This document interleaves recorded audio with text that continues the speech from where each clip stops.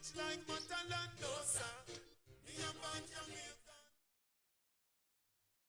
right. Good morning and welcome to KUTV Kenya. This is KUTV Rise Today, and this particular segment that you are watching is called Biashara Tuesday. That's for first-time viewers. So let us know where you're watching from and how you're feeling this morning. It's cold out there. From the route that I've used to get to my studios here, it's a bit chilly, so stay warm. But in the meantime, let us know where you are watching from. And if you are a regular viewer, what is it that you're excited to have in terms of discussions that you'd like to see show up here on Biashara Tuesday? I am lost for words this morning. I am lost for words not because there's nothing to say, but because there's a lot to say while there's nothing to say at the same time. There's so much happening in the country if you've been following up through in the last few weeks. The Finance Bill 2024, the biggest conversation which has hit the interwebs offline and has put us on a global scale in terms of discussions of a political nature. We are showing up in international media, in local media, from the voting process to the young people who are out there in the streets protesting, to the statements from the president, to politicians who seem to be very confused about what is happening in terms of who is organizing what and what will happen next. Today is part of those 7 days of rage and courage that young people have decided will be in terms or in that journey towards occupying Parliament, occupy State House, so that the Finance Bill of 2024 is rejected. As by 1st of July 2024, we are expecting the bill to find its way to the President's desk, where he will assign or he will sign this to an act, the Finance Act of 2024. Just to put you up to speed for those who have not been aware of the happenings, maybe just to refresh your memory as well, the Finance Bill 2024 has sailed through the second reading of Parliament, which means that now it is subjected to amendments and then eventually will be forwarded to the President for signing into law. So that sailed past the second reading last week on Thursday, when members of Parliament voted. 204 voted yes and 115 of them voted no. The move now gives the legislature opportunity to offer amendments to the bill by either expunging or retaining parts of it. Before voting on Thursday, the bill was subjected, of course, to that intense debate on Tuesday, where members of Parliament gave their submissions, arguing, and the opposition giving its also statements against, while Kenya Kwanza team giving their statements for. For those who voted for the bill, they argued that the proposals offer a solution to various challenges in the country, and they have listened to the issues. Some, they're saying, are misrepresented, but the issues that are pointed out, or the clauses that are put in the Finance Bill 2024, are expected or projected to raise about 346 billion, which is equivalent to 1.9% of the GDP, and reduce that budget deficit from 5.7% to 3.3% of the GDP. And the government is trying to raise an extra 346 billion from the Finance Bill of this year. Eventually, they're hoping this will bridge that gap between what our debt looks like and what our GDP looks like. The gap currently stands at 5.7%, and they're hoping to reduce this to 3.3%. However, those who voted against the Finance Bill of 2024 are saying this is a direct ticket to overburdening Kenyans with financials. Some of them are arguing that instead of increasing taxes, the government should reduce its expenditure. It's a sentiment that's being shared by young Kenyans all across the country, pointing out to the expenditure of the executive in terms of travel, in terms of the accessories on the body of the president, from the watch to the red bottom shoes. All of those have been dissected on social platforms to point out how much one watch that the president wears would cost in terms of, or how much that would be in terms of building classrooms or healthcare facilities, or much more of what Kenyans feel is more important and vital to focus on, rather than the expenditure and the travel and the unnecessary offices, including the office of the spouses of some of the officials of government, and as well as allocations to some of the children of these officials of government. Kenyans are angry, and that's why I said there's a lot to talk about, while at the same time, there's very little to talk about, given these are obvious issues. If you look everywhere, you do not need rocket science or calculus to understand exactly the kind of pain that Kenyans are going through. If the numbers are really showing you, you will take a look at what happened last week on Thursday, and last week on Tuesday, and then Thursday. Today is yet another day. In those past few days, from Thursday till now, there have been abductions. Some of them close home, way close home. Friends, I know, classmates, schoolmates, they have disappeared, gone missing. Some of them arrested, showing up later after recording statements. And this has spread fear among the young people. But not fear to not reject the finance bill of 2024, but fear of abduction. However, they're saying from the statements that I'll be reading here, from the conversations that I'll be picking out as we go on with the show, that they are relentless. And today, the government should be expecting them out there on the streets. The questions that I have and the questions that you have will be tackled on this show all the way to 10 a.m.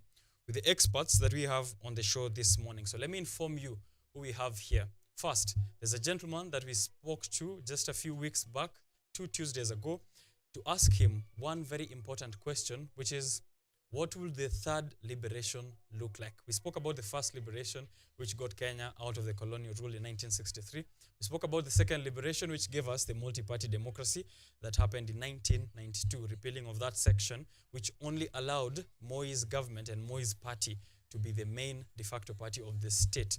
But now we are in a third, or what looks like a third liberation. And I'll be asking Philip Mwangale, who had answered me earlier on what a third liberation will look like before we went out to the streets.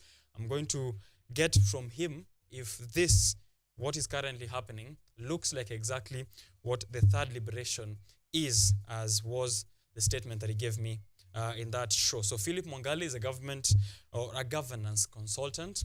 He'll be on this show to discuss matters of the finance bill of 2024. But he'll not be alone. There is a young gentleman by the name of Wilson Gitonga. He's a digital content creator, a photographer, a journalist, but now turned activist journalist. Last week, you might have seen him in some of the video circulations online. Him and police officers in a scuffle. We'll be discussing that, how that went for him, and what he thinks is the direction for the young people in this fight, of course, against what they're calling impunity and punitive taxes. So Wilson Gitonga will be sitting down here with Philip Mwangale. Philip Mwangale will let us know what kind of solutions we can expect in terms of governance from the young people in taking this direction, or taking this nation in a direction that is forward-facing.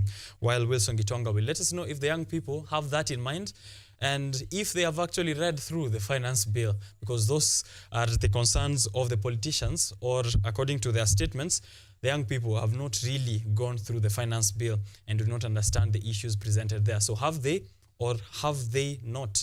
We also discuss about the abductions, the missing people, this excessive force that is allegedly coming from the government without official arrest warrants. What is happening and how can we protect ourselves? In the newspaper review, there will of course show up these discussions again, a continued conversations, statements from the Interior Cabinet Secretary and as well as from the President himself.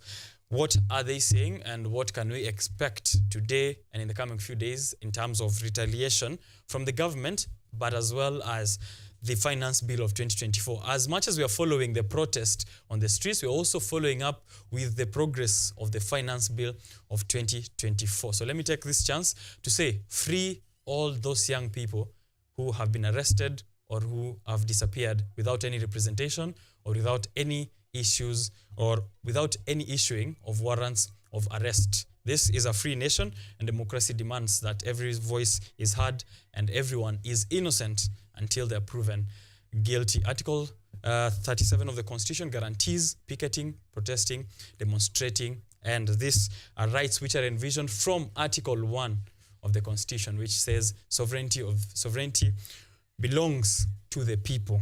So we, the people, decide how this direction or how this nation goes. So think about that as we discuss everything else that is happening here. Give me your comment and feedback on social platforms at KUTV Kenya, at Richard_Okenye. We're having a look at those road updates. What is happening out there? What routes are blocked? Are people going out in the streets where you are at, the city where you're at, Nakuru, watu wa Laikipia, Nanyuki, Nairobi, Mombasa, what roads and what is happening? Give me real-time updates. If there's tear gas, if there's a roadblock, if there are police presence on those streets, do let us know. And be very, very vigilant. Continue updating us on what is happening wherever you're at. If you feel like you're... If you feel threatened and you're not safe, there's a toll-free line to the Law Society of Kenya that you can make a phone call to. So have those numbers ready for yourself if you're preparing to go out in the streets, and then give us live updates on what is happening. But most importantly, remember, this is Biashara Tuesday. So we're having a look at the business of the state, but also actual business. What is happening in the economy? How is the shilling trading against the dollar now that we have in these times of heated political discussions?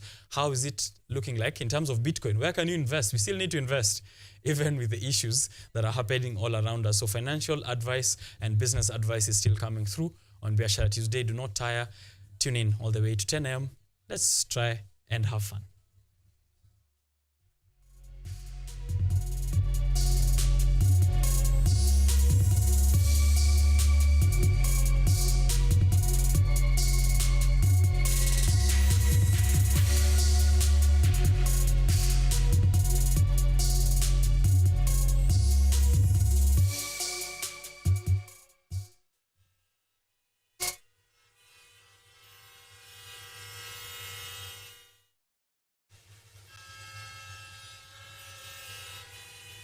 So maybe just before I go on with traffic updates and give what is happening in terms of transport conditions all around the country, just need to say this. The missing young people, other than the alleged arrest and alleged abduction, we're also trying to find where they are. So if wherever you are, you see anyone by the name of Oak Supreme on Twitter, but famously known as Franje, Osama Otero, Dre Mwangi, Shad Khalif, and Gabriel Oguda. These are the people so far that I can see here are missing, and people are trying to look for them. So if you have any updates, some of them disappeared just this morning at 3 a.m., 4 a.m., 2 a.m. Some of them as far as from Saturday, like Shadi Kiprono, who's been missing for 2.5 days or going to 3 days now. So if you see them anywhere, if you have any information, please ensure that you're giving that out to the nearest police station,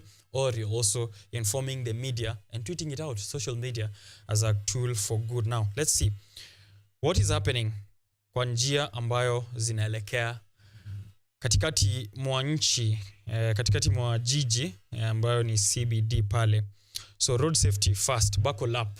The road safety reporting here tells us that you need to buckle up whether or not police officers are watching. So buckle up if you're driving for your own safety rather than for arrests. Hiyo ni information just for your safety as you go out there. Thika Road is looking smooth, but we are tense. Ni watu ambao wako inside of a matatu from Juja, Minor Martin. Anasema tuko tense. There's no traffic on Thika Road, but tuko tense. So let us know, unapo ndani ya Super Metro, why are you tense, and what's the kind of discussions that are happening there? So Thika Road, kuko hivyo. Kiambu Road, I'm told they are stuck over there. Yesterday it was the same issue. Special forces on the ground from yesterday, still special forces on the ground today.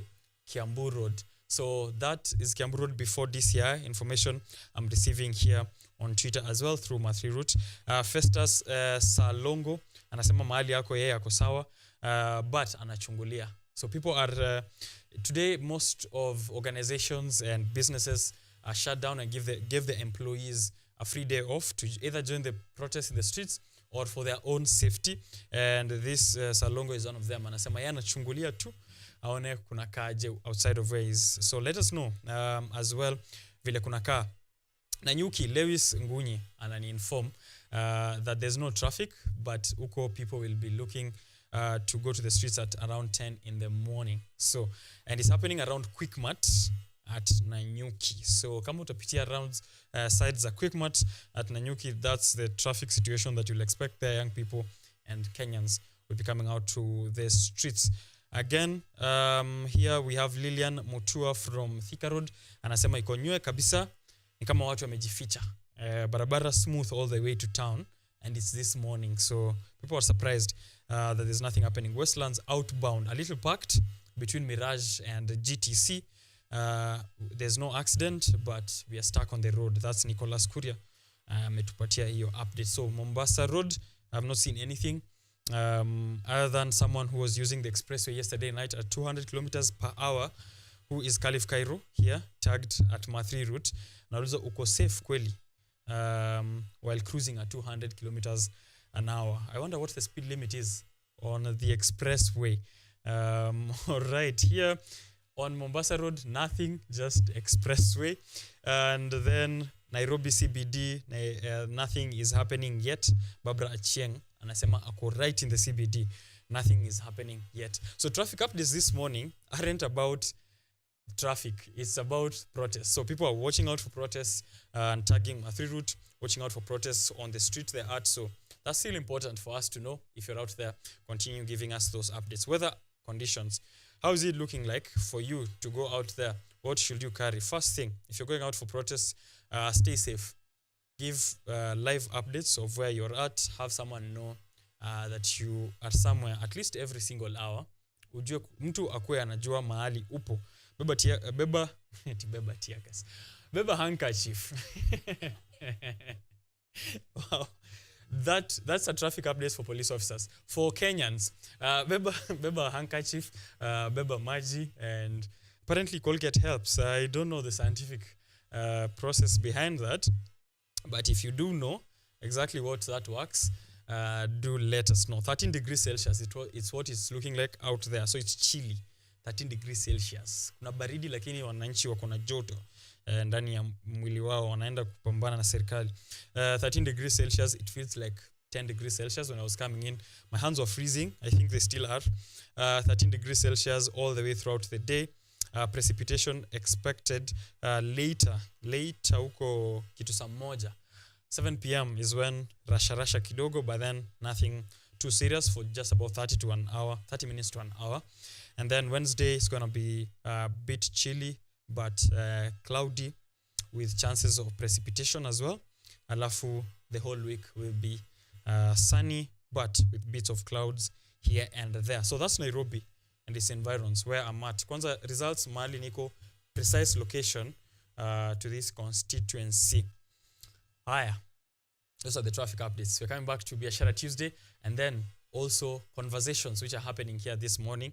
I will let you in again on who's there in the newspaper review and other discussions around the finance bill of 2024 and the anti-finance bill protests, which will be happening even as early as when this show will be going on. Don't tire, tune in, #Rise Today.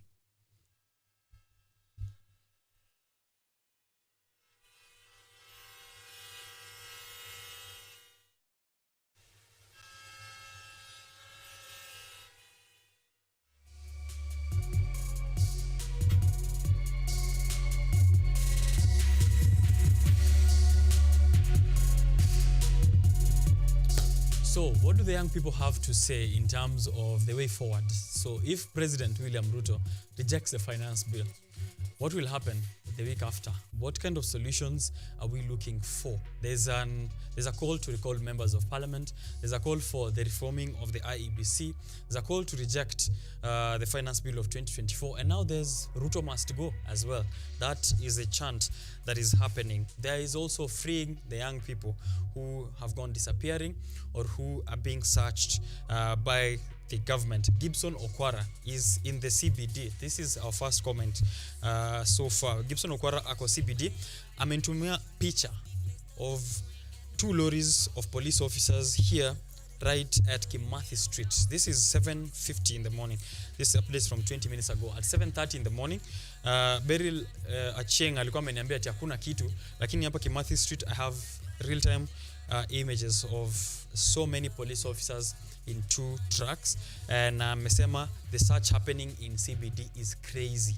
So they're going through buildings. It seems there are people who are being looked for, but do not tire and do not relent. The conversation is continuing here this morning. We'll be picking it up in that.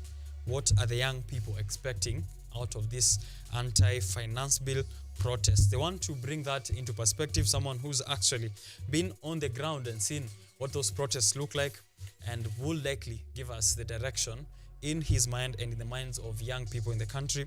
Is Wilson Gitonga. Is a journalist as well, but now he is a journalist, activist, at the same time a photographer. Atatuambia kulikuwaje last week, leo kutakuwaje, na what will be the way forward, and will there likely be discussions, as the president is calling out for discussions with the young people? Will there be discussions? Do we need discussions? That question on do we need discussions, I'll be handling it with a governance consultant, Philip Mwangale. He'll be joining me again for a second time here on the show to discuss matters of governance and leadership, focusing specifically on the finance bill of 2024. Coming back after quite some time is Bernard Odhiambo. Bernard Odhiambo is a financial analyst. He's also a politician who is a budding politician actually.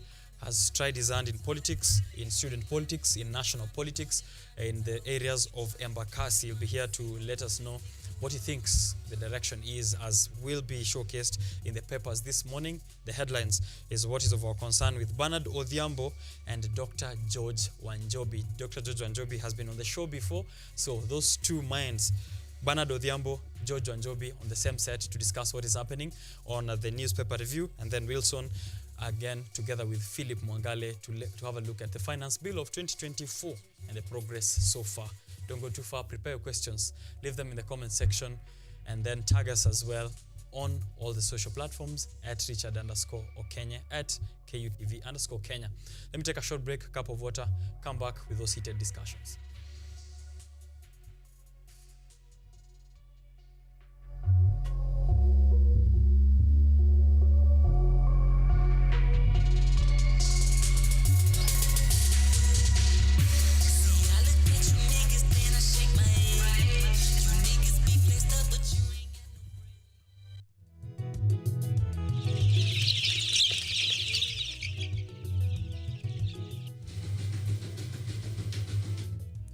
Kaunti maarufu kwa kuzalisha maziwa na ukuzaji wa majani chai. Pia, serikali ya kaunti inawahimiza wakulima kukumbatia mitindo mingine ya kilimo kuzidisha mapato. Kama kuna kikundi moja inafanya biashara ya kuuza kuku, hao pia tumewafadhili kuwafunza jinsi ya kuhandle zile kuku, kwa sababu wanaleta kwa wingi.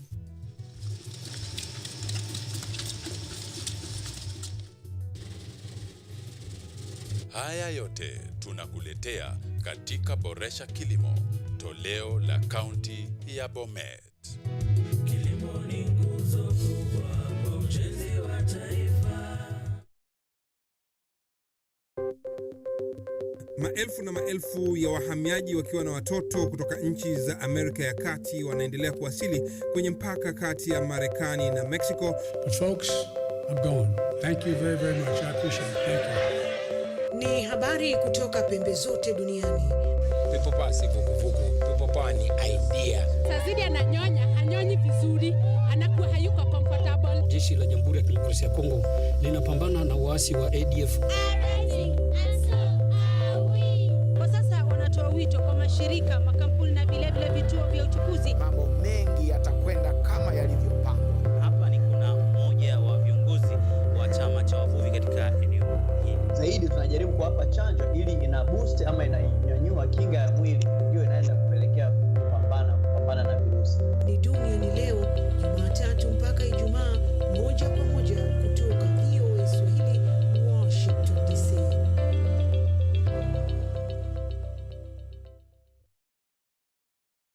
Are you an aspiring media practitioner, a graduate, or you just want to advance your skills in television production? Then welcome to Kenyatta University, where education meets innovation. KUTV, the premier university television station in Kenya, is now offering short courses in TV studio, field technical operations, and video editing. Through these courses, you will acquire hands-on skills on camera operations, media production, lighting techniques, audiovisual editing, and sound and visual control, and how to operate key equipment in modern TV control room. Enroll today at KUTV and discover your full potential in cutting-edge TV broadcasting. Graduates of these courses will receive professional certificates. For more information, visit our offices at KUTV Studios or call us on 020-870-4252 or 020-870-4255 or SMS us on 0739-110-544. KUTV, a new experience.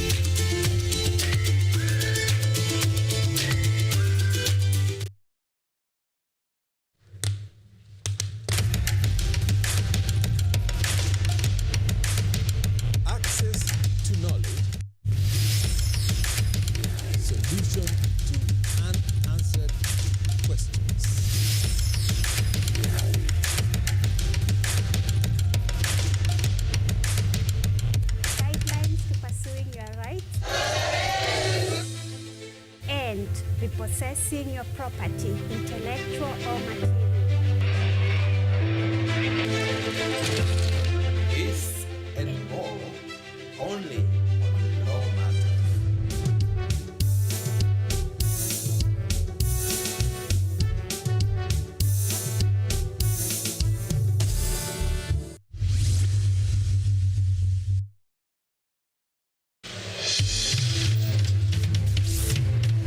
Tunachimba hadi mizizi kukuletea yanayojiri. So mimi naomba tu serikali yetu ya Mungu, jibarikiwe na Mungu, iweze kuteremsha bei ya mafuta. Yanayokukumba tuna maizi, tunakutetea sisiri. Kwa kweli ni speciali tukikupambia makala ya mwanamke mwake. Utasema hupendi mizizi ya habari. Nami Caroline.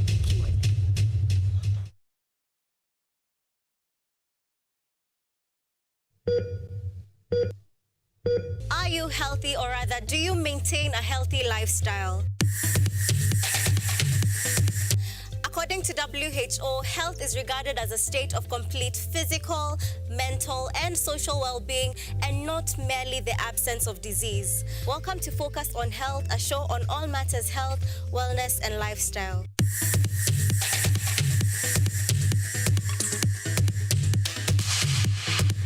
On this show, we cover a wide variety of topics, inclusive of but not limited to dental, optical, mental, reproductive health, and so much more. Join me, Joy Bofenda, every Thursday at 7:30 p.m. on KUTV for compelling insights and discussions on all matters health. See you then. Focus on Health, your weekly dose of health and wealth information on KUTV.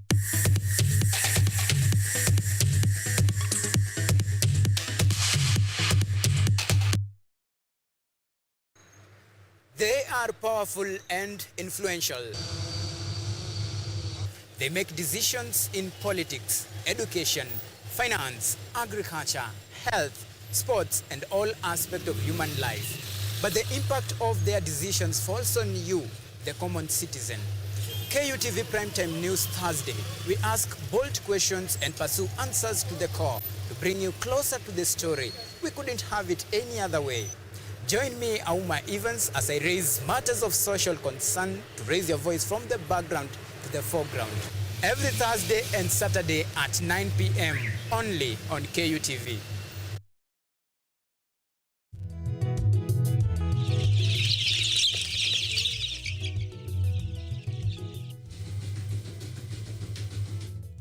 Ni kaunti maarufu kwa kuzalisha maziwa na ukuzaji wa majani chai. Pia, serikali ya kaunti inawahimiza wakulima kukumbatia mitindo mingine ya kilimo kuzidisha mapato. Kama kuna kikundi moja inafanya biashara ya kuuza kuku, hao pia tumewafadhili kuwafunza jinsi ya kuhandle zile kuku kwa sababu wanaleta kwa wingi.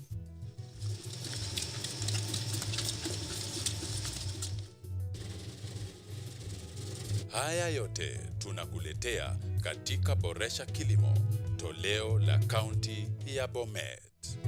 Kilimo ni nguzo kubwa kwa ujenzi wa taifa. Are you an aspiring media practitioner, a graduate, or you just want to advance your skills in television production? Then welcome to Kenyatta University, where education meets innovation. KUTV, the premier university television station in Kenya, is now offering short courses in TV studio, field technical operations, and video editing. Through these courses, you will acquire hands-on skills on camera operations, media production, lighting techniques, audiovisual editing, and sound and visual control, and how to operate key equipment in modern TV control room. Enroll today at KUTV and discover your full potential in cutting-edge TV broadcasting. Graduates of these courses will receive professional certificates. For more information, visit our offices at KUTV Studios or call us on 020-870-4252 or 020-870-4255 or SMS us on 0739-110-544. KUTV, a new experience.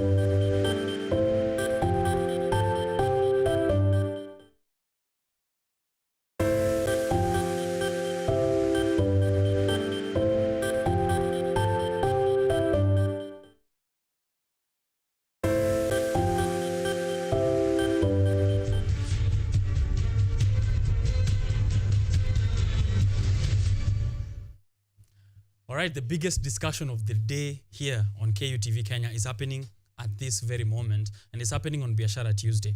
So you need to be prepared to hear what the panelists on the show have to say.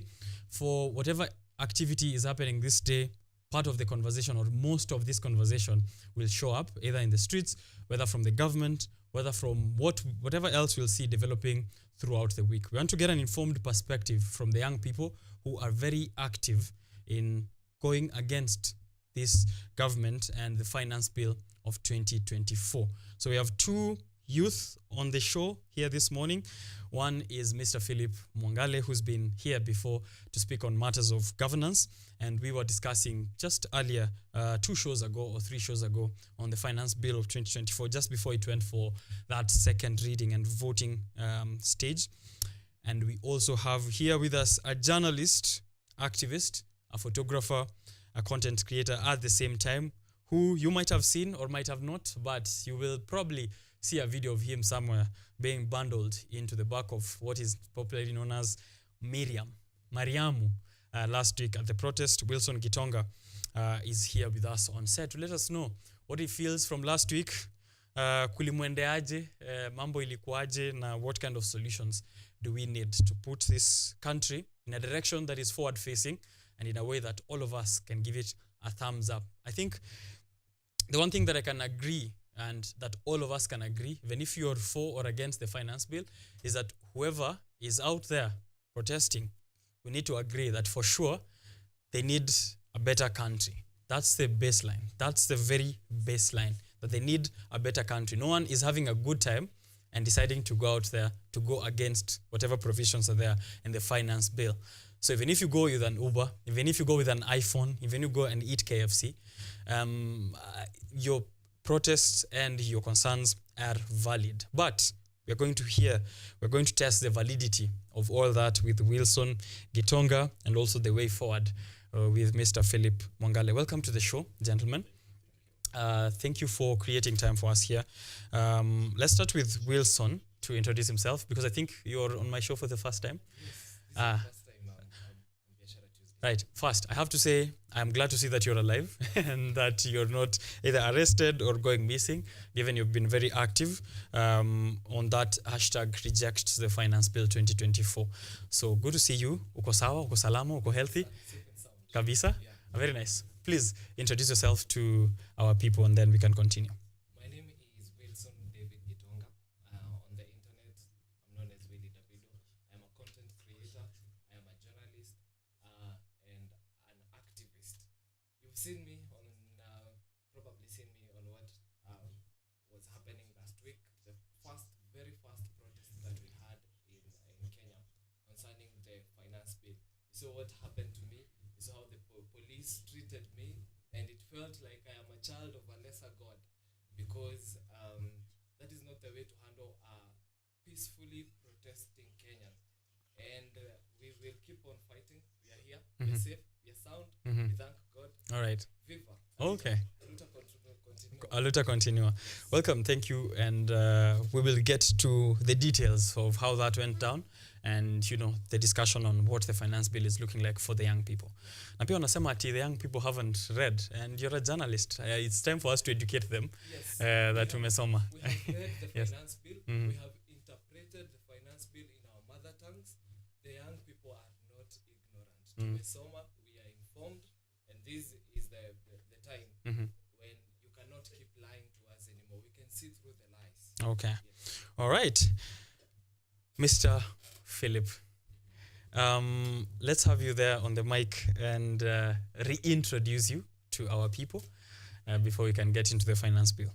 Okay, thank you. I'm grateful to be here. Thank you for having me again. Yes.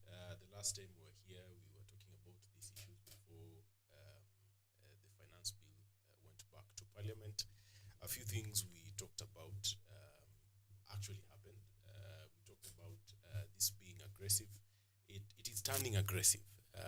It was not meant to go this way. But I want to give credit to the government for turning it aggressive, because if on that Tuesday, on the first Tuesday, the youth had gone to the street and they were given protection and they were heard, and the members of parliament voted, then we would not have gotten here. But the government has continued stirring the pot. So it is the government's fault that we're in this place today. We are now past the finance bill, by the way. Right now, things have moved beyond the finance bill. Whether that finance bill is rejected or not, trust me, things will keep moving. Things have changed. The abductions that we have seen in the last couple of days, now we have more than 5 people in police custody. And the police are denying that they have taken these people. That is the most unfortunate bit, that your own government can abduct you and then deny that they have you in custody. So government is continuing to aggravate the people. And this is not, it's no longer a Gen Z affair. Yes. It was first dismissed as, the Gen Zs have gone to the streets, these, opulent people, the case of Uber, KFC, it was a dismissive tone. We saw them soften a little, but then the arrogance still continues. That arrogance is what fuels revolutions across societies. Yes. And it is time government does something. Yes. All right. Let's get to hear then of what that process looks like. As you said, things have changed already, whether or not it's rejected. We are now in a new phase, and we need to think about where we are heading to. Yes. And the people who are taking us in that direction are the young people from Gen Z, millennials, Gen X, even the parents are also joining arms. From the videos we've seen, from the statements we've seen online, the parents are also concerned that the young people indeed are putting their voice to use and they need protection. So let's get to hear from Wilson on how the happenings were like on the streets. First, we are on something which is here being termed as 7 days of rage and courage. 7 days of rage and courage, which started last week on Friday from the pubs and clubs. No space is spared. Let's begin from there. Why is it important that no space is spared, and how is this part of that movement towards rejecting the finance bill? Kenyan youth have been quiet for a long time, especially on matters concerning politics, and they have thought that we have nothing to say. That is why they are saying that we have not read the finance bill. But we have come to a point where we have had enough, and we have said enough is enough. Our voices must be heard. We have concerns concerning the finance bill, and we have to be listened to.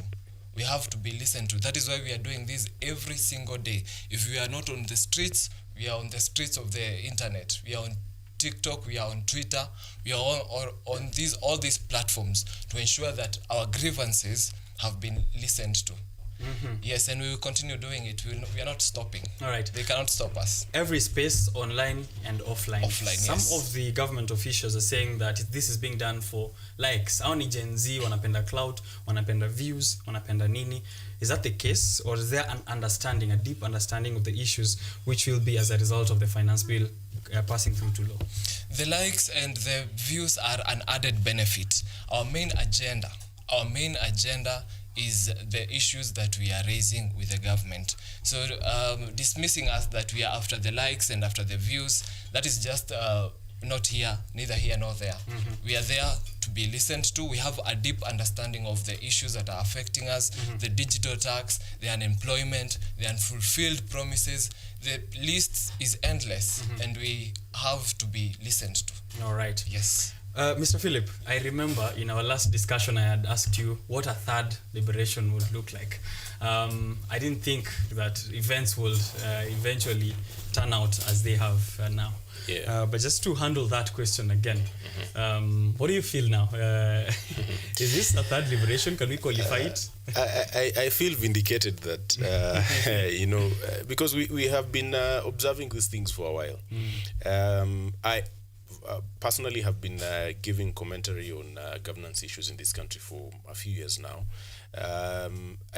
Thankfully, that has been under the radar. Well, if it was pronounced, I would probably not be here now. Yeah. But we have been observing these things and speaking truth to power when we got an opportunity to do that. We have been influencing the people around us continually around governance issues. We have been challenging the youth to come out.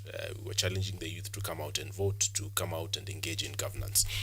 And what we are seeing today is the youth making up for the apathy in 2022, in 2017. The youth, those who did not have capacity to vote in 2022, are now saying, even though we didn't vote, you can't let us wait up to 2027. Those who had capacity and didn't vote are coming out to say, even though we made a decision not to vote, we still can't wait for 2027 to make things right. So this could actually be that third liberation. And I'm saying could because there are a few things that provide the right environment for liberation to happen. Number one is strategy. And while you have had statements that the youth do not have a leader, this is an unled protest, while it may not have a centralized leadership, This is a very well coordinated movement. It is coordinated online. It is coordinated on Twitter. It is coordinated on TikTok. Platforms that we are now discovering, those who are in government have no idea how to handle, because they do not own these spaces. The government does not own TikTok. If they did, they would have closed it down. The government has no shares in Twitter. If they did, they would have closed it down. No one would be holding spaces on Twitter if the Kenyan government had any, ownership in Twitter. So the mandarins in government have no idea how to control a space that they are, they have no ownership in. So it could be our third liberation only if it is managed properly. Now let me just cast a few scenarios for us. Okay. I've said we have moved beyond the finance bill. The conversation was the finance bill, but now people are coming out to say we do not want an oppressive budget. We do not want a bloated government, because these are the realities. I have said before that if the finance bill was rejected today, and I've seen the order paper, all the clauses that have been amended will be read in the floor of the House, and members of Parliament will now have an opportunity to vote on each clause, on each amendment to the finance bill. So if they pass the finance bill, of course, that will provide fuel for the protest and the movement.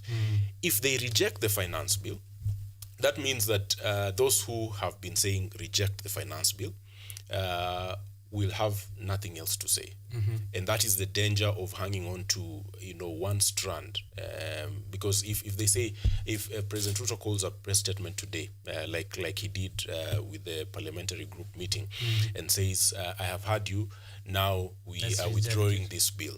What then happens to the movement? Yes. What then happens to the pleas to have government accountable?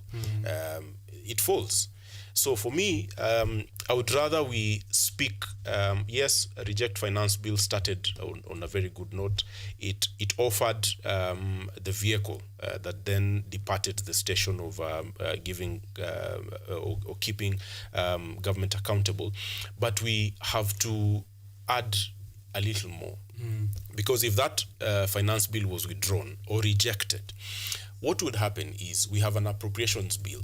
Now, on the order paper of the National Assembly today in the afternoon, they will be discussing the appropriations bill. And I had mentioned in the last show we had that the appropriations bill is how government brings the budget estimates into Parliament. Now, those budget estimates are outrageous. If you had time to go through them, and it's just a brief document, I believe what we should be rejecting even more is that appropriations bill. We should be rejecting more the budget, because the budget then informs why we have a finance bill that is seeking to collect, really to squeeze Kenyans even more. So you had asked a question on the third liberation, and I was saying that there have to be perfect conditions for that liberation. Number one, on strategy. Yes, this is a coordinated movement online, on Twitter, on TikTok, and so on. But the idea that this should continue as an unled movement is not very wise. Some people have said that if you impose leaders now, then you are presenting people who are likely to be compromised. While that is true, it is also true that if it continues unled, then you are likely to suffer what other movements and revolutions have suffered. There are three things that could happen to a movement. Selfishness could kick in. You have a few selfish people, and we've seen a few people come out and say they are leaders. A few people come out and say they want to form parties and so on. Selfishness could kick in. There is something else called esophagy. That is self-cannibalism. It will start eating itself. You'd have infights. There was a time I saw a list had been generated of demands. People came out and said, no, we are not part of these demands. So if you continue in that manner where you have a decentralized coordination, a decentralized leadership, you're bound to have that. Number three, you are bound to have infiltration. And infiltration happens in this sense. And we've had statements from the likes of Cleophas Malala and a few members of parliament saying they will organize a meeting between President Ruto and Gen Zs. This could happen, that they pay 5,000 people, 5,000 youth. There are people, by the way, who, if they're just fed well and given 1,000 shillings, they can sing to any tune. So they get 5,000 people. They have the money to do that. 5,000 people transported from across the country, and then they lump them in Bomas. And they have a 2-day conference. And then they come up with resolutions. There are 5,000 youth. They are youth anyway. They would have met the president. They would have presented their demands. Now, if you have youth who have met the president, 5,000 of them, you have another 5,000 on the streets in Nairobi and elsewhere who are also saying something different, you have already managed to move a category of the population away from the movement. So I want to insist on that bit. If we continue without a centralized coordination, that is bound to happen. But then there is something interesting that government is doing to itself. You see, these abductions, government is creating leaders out of this movement. Unbeknownst to them, you arrest or you abduct people who have an influence online. You are making them leaders, by the way. They may not even have thought about leadership in the first place. But the fact that you are making them,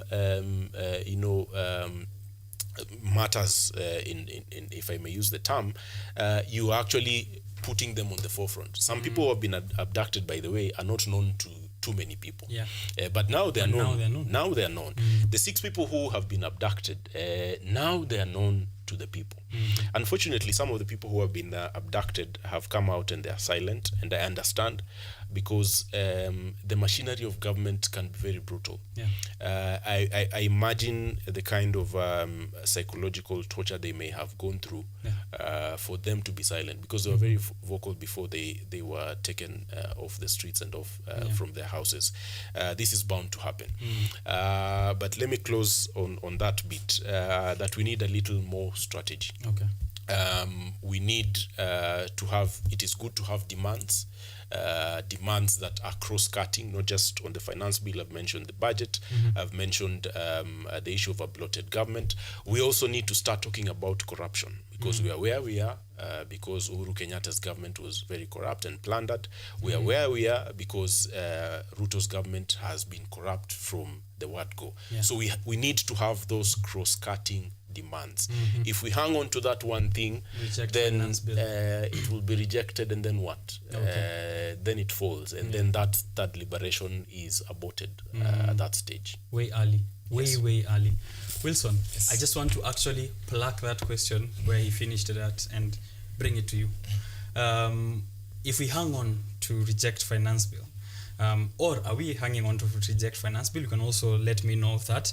And if President William Ruto comes out tomorrow and says, okay, you know what, young people, sawa, nime reject finance bill, kila mtu arudi nyumbani. Is that the end? Or what is the movement all about in a long-term perspective? Finance bill could be the main conversation that took us to the streets. But when you get to the streets, you also realize that there are other things that the youth are talking about. We are talking about budgeted corruption. We are talking about all these things that we have seen our government promise the youth. They came to us, they sold us hope. They told us when we get there, we will give you jobs. We will make the environment conducive for you to grow and to do business. Do business, exactly. But what we are seeing right now is the exact opposite. It's like the same government that told us, gave us hope. This other side, they are finishing us. So finance bill is not the only issue that we have.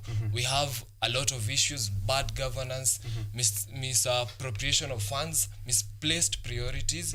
We are seeing that the feeding program has been stopped, but we have 600 million set aside to renovate the offices of the deputy president. We've seen people that we did not elect, they are getting money. They are getting a lot of money. And we are also asking for accountability from this government. Last year, we had Finance Bill 2023. Where did the money go? Which projects have you seen that this money was used for? Yes. So you cannot come back to us again, ask for more money, ask for more tax, yet we are not seeing what you're doing with our money. And the youth, the Kenyans, we don't have a problem with paying tax. We have a problem with our money and our tax being used for selfish interest, ending up in the pockets of a few people. So even if they came out today and said that we have rejected the finance bill, we still have other issues that we need you to address.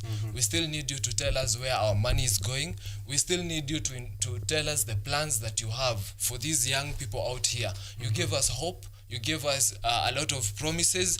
What are you doing about it? And if you cannot do anything about it, then the best thing to do would be to resign and give us an opportunity to go out and vote for the people who can sort us out. All right. Yes. So it's more issues other than the finance bill of 2024. And what I'm getting there is that, you know, it's a reflection of, you gave us a promise. You raised money last year for affordable housing. You did this promise during the campaign, but now we are not seeing that. Yes. But the point at which the finance bill 2024 is introduced is at a time of pain, where, you know, this is a pain that I've been going through. Na sasa ni kama unanikumbusha. Yeah. Ni kama unanikumbusha. Times have been hard. We have been going through, if you remember COVID, we've come from COVID. We've had a very difficult time as Kenyans. The cost of living has been going higher and higher and higher. Now in 2024, you're telling us more money, more tax, and we are not seeing where it is going. It does not make sense to us, and we cannot accept that. So what will the result from government that is acceptable look like? A result that will eventually sort of to get online. We say, guys, congrats. Now let's move to part this, part that. What will that look like from the government? That would look like less taxes, number one. That would look like more opportunities for the young people, a conducive environment. We just want to feel like our government cares for us. Because at this point, we feel like they don't care about us anymore. We elected them, we put them into office, but we feel that they don't care about us anymore. We just, the end result, the thing that would have us go back to our homes and continue with life like we were, is the assurance that this government is going to take care of our needs. And you can tell even when you're in the streets, you can tell if the government is looking after their people. And at this point, they are not. There are so many issues that are being raised, and they are ending up being ignored. We are being dismissed and told that you are young people, you don't know what you're saying, you don't know this, you don't know that. Listen to us. We are educated, we are unemployed, we have a lot of issues. So at the end of the day, we want you to reject the finance bill. We have a list of grievances. Listen to our grievances. Listen to us. And make our lives easier. Less taxes, give us incentives. Right now, the government is taxing us digital tax. I can tell you, Richard, I have done communication and media studies. I have a younger sister. She just finished Form 4. She came to my graduation. I graduated 3 years ago, okay? And she has seen what we have been through. She came to, we have been through the system, but there are no results. There are no jobs for us, the young people. So even the younger generation is losing hope. You're telling us you're giving us help, you're giving us that, but we've seen our bigger brothers. They've seen me struggle with the education and then come out. And when then we find innovative ways, you know, these young people are innovative. We find innovative ways of earning money online. They are still coming for us. Even that little money that we are finding from the online platforms, because they have refused to give us jobs. In fact, they are freezing employment. They are coming for it. They are coming even for the little that we are being innovative to earn for ourselves. Yes. Yes, and we are tired. Okay, so in this 7 days of rage and courage, even from last week's protest, there's that hashtag, which is hashtag Occupy Parliament. Yes. Later there was hashtag Occupy State House, and then there's hashtag Total Shutdown KE. What is the the government's, even listening to the Speaker of Parliament last week, statements from other members of Parliament, these are hallowed grounds. Wanataka kuja kufanya nini hapa? If it's about the finance bill, what is the occupation about? Once the occupation happens, the march is towards Parliament or towards State House. What does that mean, occupying Parliament, occupying State House? Parliament is a place where laws are made, and it is a place where we put these people, the leaders that we have today. We put them there to go and represent us. The reason we are occupying Parliament and the reason that we are going to occupy State House is because our representatives, the people that we sent to Parliament to represent our needs and our grievances, our agendas, they have failed us terribly. They have failed us. That is why we feel there is a need for us to go to Parliament so that they can see us, so that they can hear us. That is what all this is about. We want to be heard, we want to be seen, because our representatives, the people we sent to the Parliament, they have been corrupted. They have been they are a puppet of the other arm of the government. Yes, the executive. So we are going to occupy Parliament because they have failed us. They have failed to represent the people. That is why we want to occupy Parliament. Occupy State House. We must be seen. Okay. We must be heard. We must be seen. Yes. And we must be heard. Yes. Quite a symbolic and huge move there to use occupy Parliament and occupy State House. Mr. Philip. Yeah, well, just picking up from that bit of occupation. You see, just like Martin Luther King Jr., I am a proponent of nonviolence. And nonviolence in this sense, and now just tying it back to our context, we have an opportunity to pile pressure on government to do the right thing. We have an opportunity to utilize the systems available to us, the institutions available to us. My idea, when I first saw Occupy Parliament, and that the objective was to have a sit-in outside Parliament and pile pressure on parliamentarians to reject the finance bill, I felt that was the right thing. I mean, protest, pile pressure on them, they will see the pressure and act. It turns out that parliamentarians are tone deaf, they didn't hear. You see, this is what could happen if Occupy Parliament is really Occupy and, you're getting into Parliament. There are things called protected areas, protected buildings, protected areas in this country.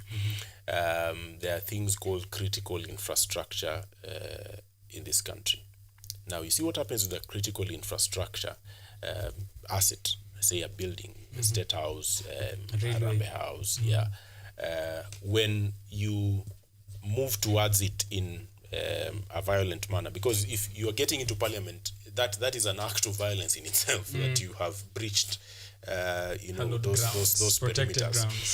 Well, parliamentarians have made that those grounds no longer hallowed. Anyway, they have they have defiled those grounds. But this is what could happen. You get in there, and that invites the full force of the police, which by law they are allowed to release on you if you breach that territory. You also occupy State House, as Wilson is saying. You also attract legal consequences. Now, this is something that people need to be aware of. That once you cross a certain limit, you are no longer within the limits of the law. You are now exercising civil disobedience. While I also agree that civil disobedience needs to be exercised at certain points, I personally do not believe that we should get there, because this is what will happen when that happens. That you have breached the gates of Parliament, you have breached the gates of whatever office you breach, you attract the force of the law, people will die. That is a reality. It has happened elsewhere before. People will die. A large number, not just 2 people, a large number of people will die when that happens, because the police will open fire. They will have the legal backing to do that. What then will happen is that the people will be enraged more across the country. That will bring out more numbers. So if you have breached parliament, if you have breached whatever office, it will bring out more numbers. And government as we know it will crumble. Now, governments that have crumbled on this continent don't take 5 months to build. It takes years. In some countries, it has taken decades. Some countries have never actually had a functioning government. Back. Yeah. So if we go that direction, and I'm saying this with utmost respect to what we stand for, if we go that direction, it will take us many years to rebuild. Some people are waiting for an excuse to begin a civil war. There are people in some counties who are waiting for an excuse to attack their neighbors.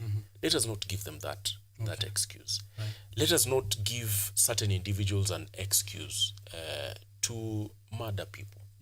So if I was advising anyone who is out on the street, my advice would be this, that we have demonstrated that we have the power. We have demonstrated to the government that we can actually bring out people power. But we can do it in a channeled way. Rivers are called rivers because they have channels. Once a river or once the waters have moved out of those channels, it is called flooding. And flooding is not a friend.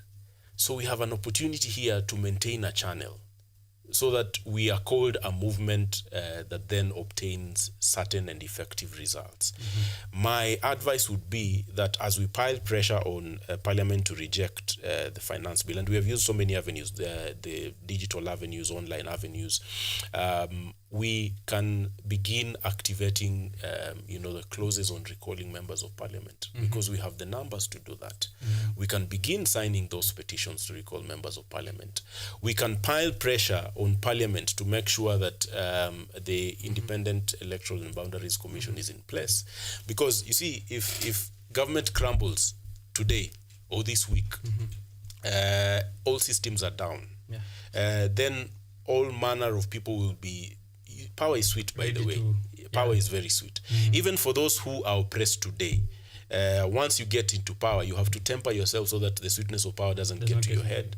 So if things crumble today, there are people who will scramble for power. Those who are in power now, those who are not in power, those who have been wishing that they should get into power will be scrambling for these positions. External forces outside this country will also be very interested in controlling the affairs of this country. So my plea to us is this, that we have demonstrated that we have the power.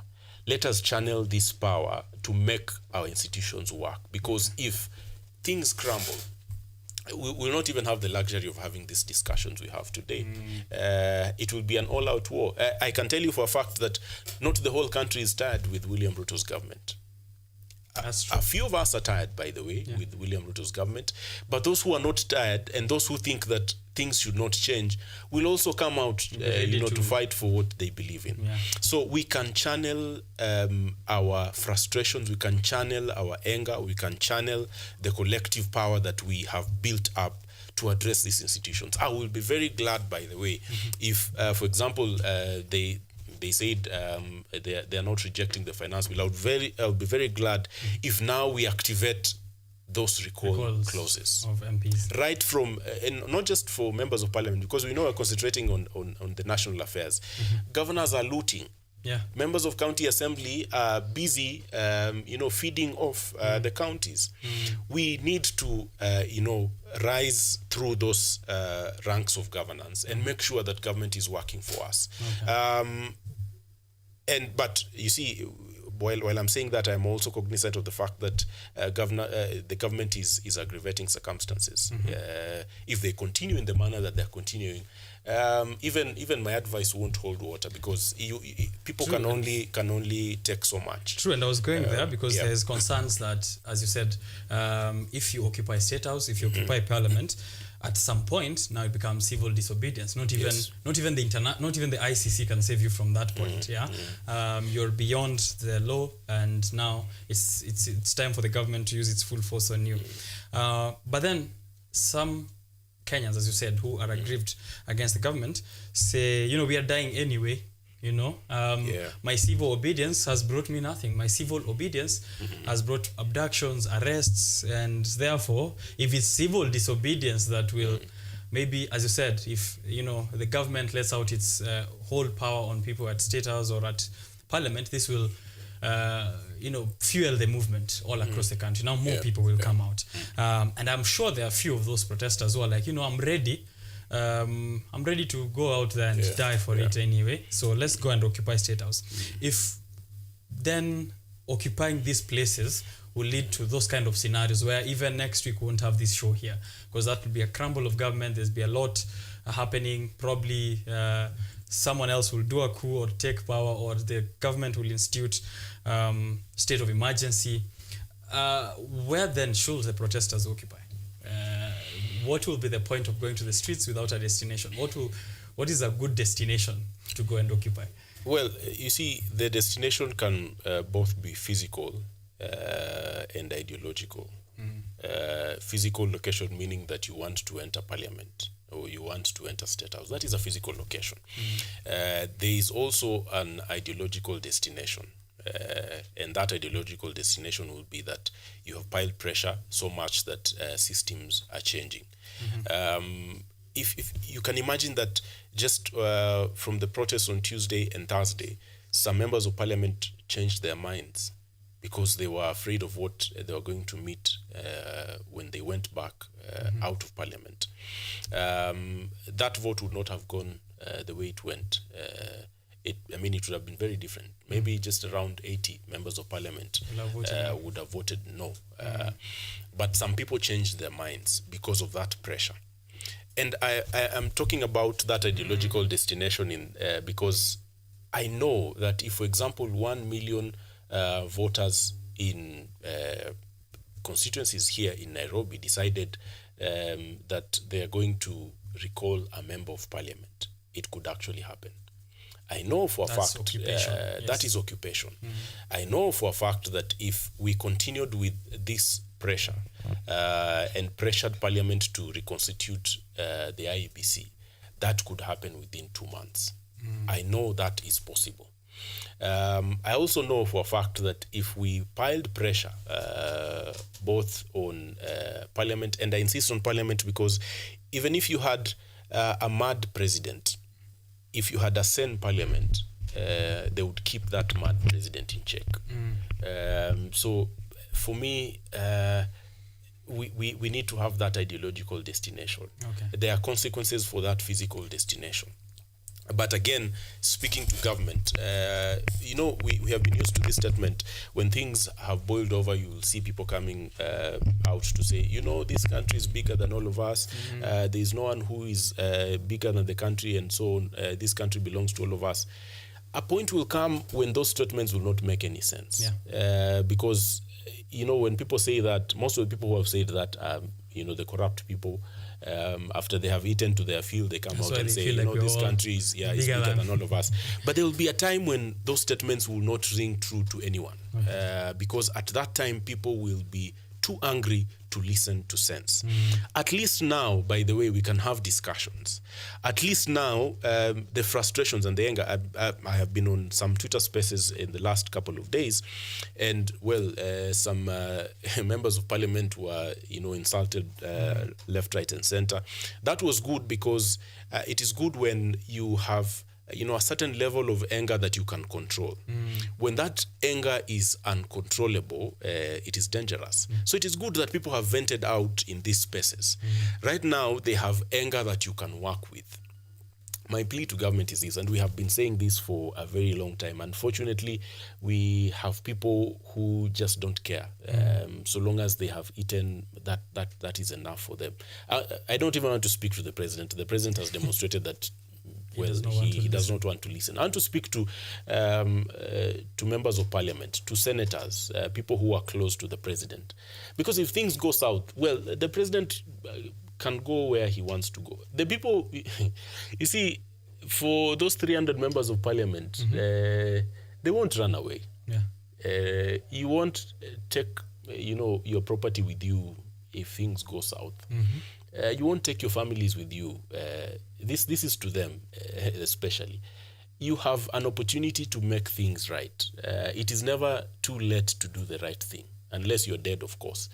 But it is never too late to do the right thing. This is my plea to members of parliament, even as I plead with the rest of us to channel our anger and our power in the right direction.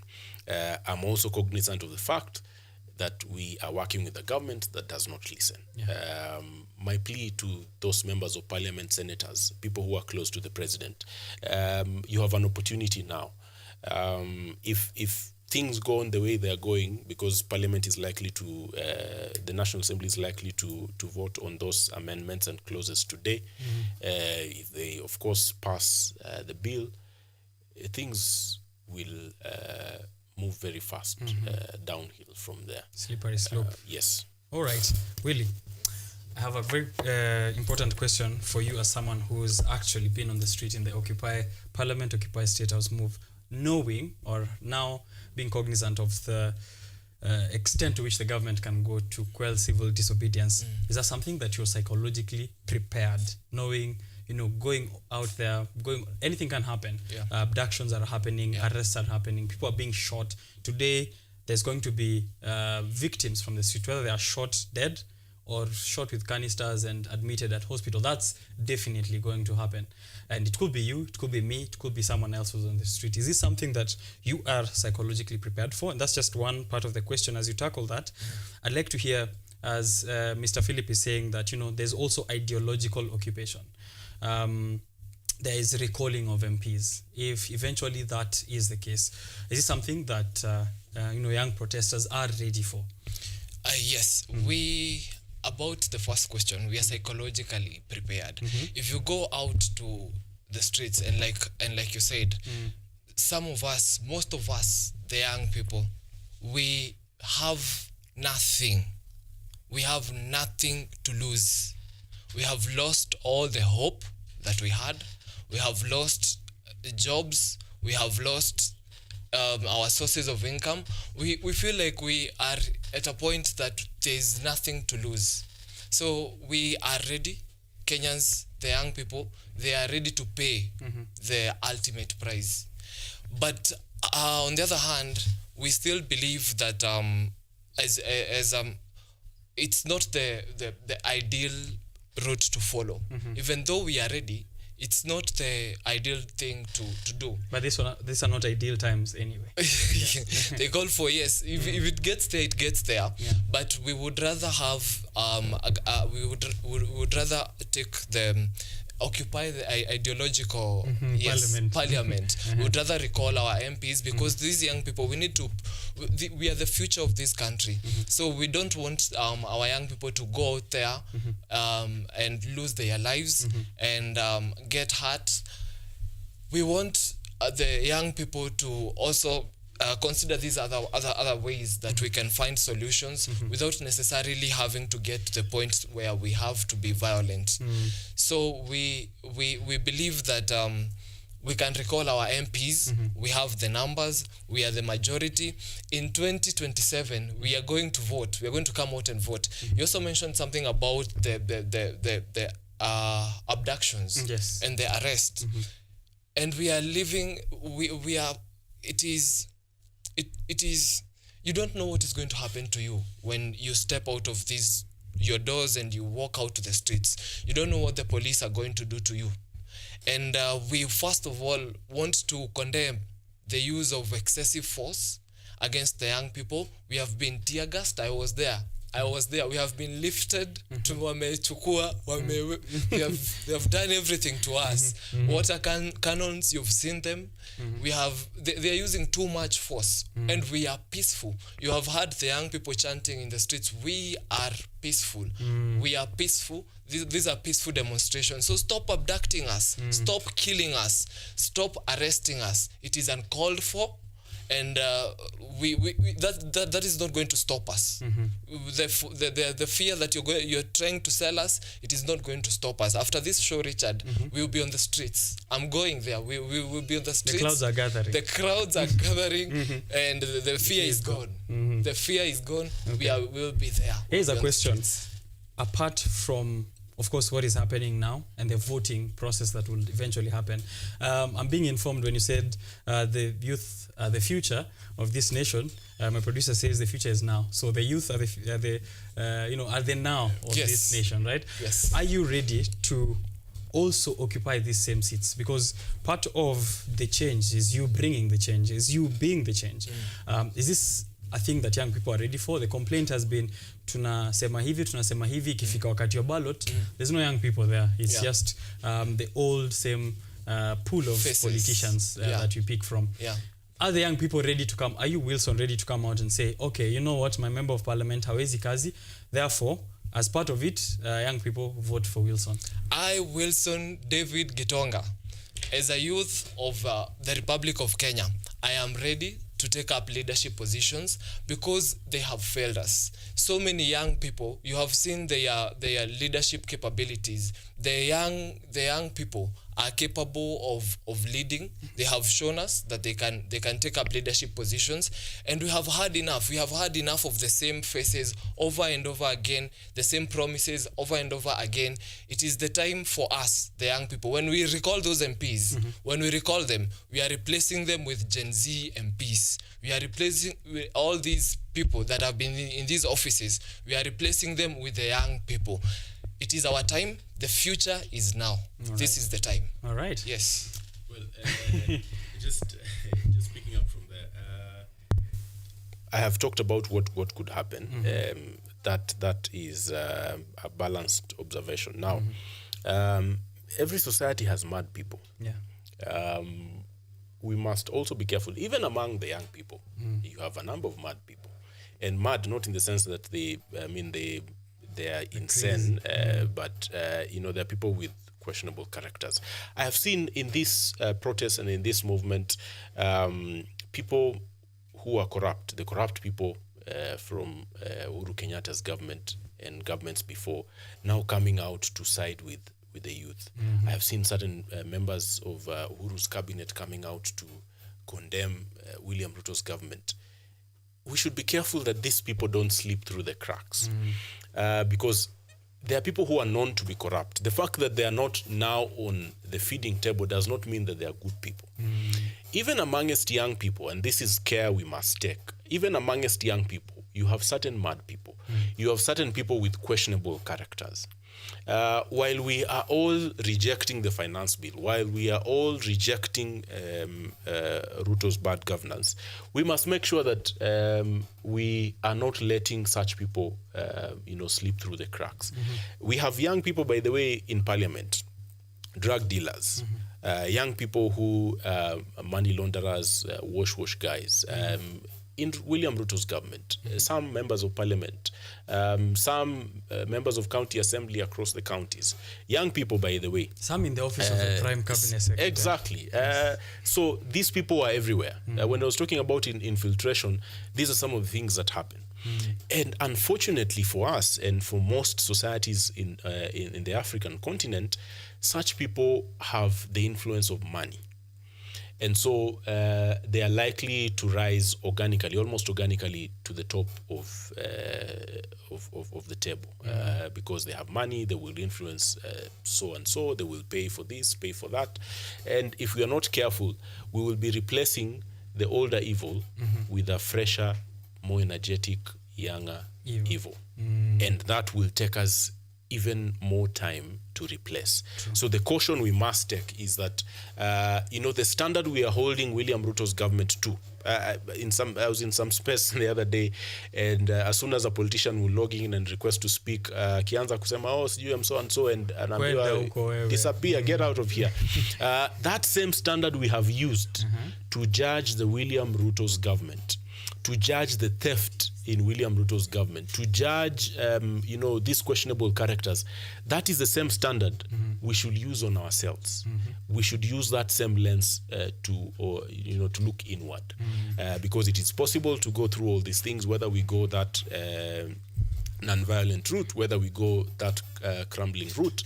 It is possible for people to sleep in, and there are so many examples across the continent. As regards young people taking office, that is something that should be done. I mentioned in the last show that all these African countries today, their respective independence was birthed by people who were less than 30. Yes. Across board, people who are 25, people who are even 21, were coming out, and they liberated, the continent. I have a very specific example of some young people, and they were not even in their 20s, high school students in South Africa. We know about the Sharperville massacre. Yes. It was high school students who came out, demonstrating about a policy, an education policy that had been passed that was affecting primary school education. High school students turned the attention of the world to South Africa.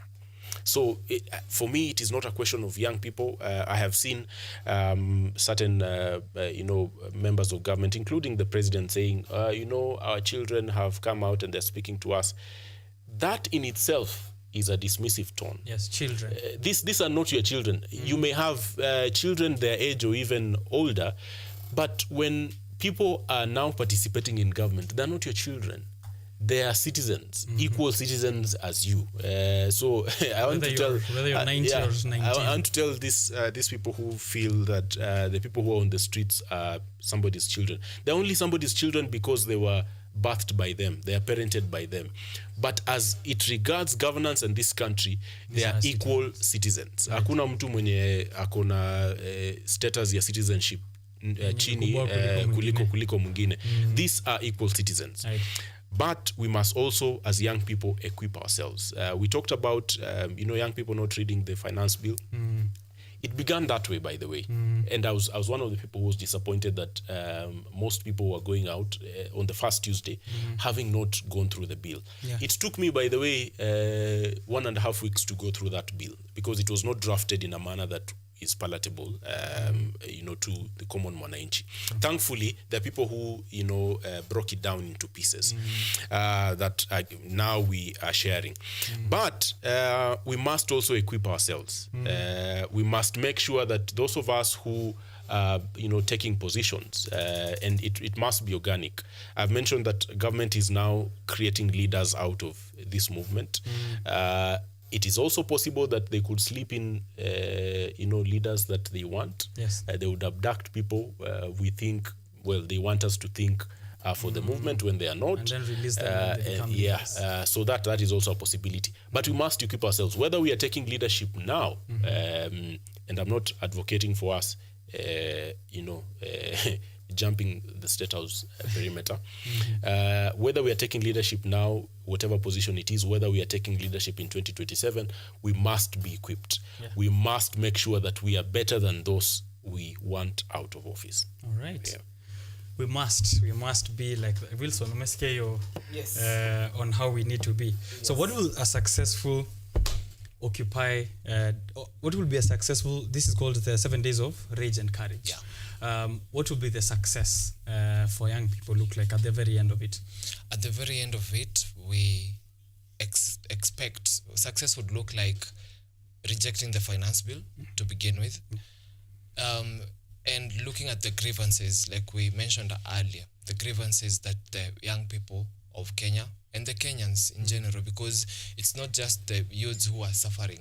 The finance bill, the carelessness that the government is handling us with is affecting all the people across all parts of the country, across all age groups. Yes. So all this, we look to a day where we can see that we have a government that really listens to us, that really cares about us. We want incentives instead of taxing us, instead of taxing me for this camera that I was carrying in that video. If instead of taxing our ring lights and the phones that we are using to create content, give us incentives. We want make our lives easier. we can tell when the government is trying to make our lives more difficult. We can tell when things they are trying to make our life easier.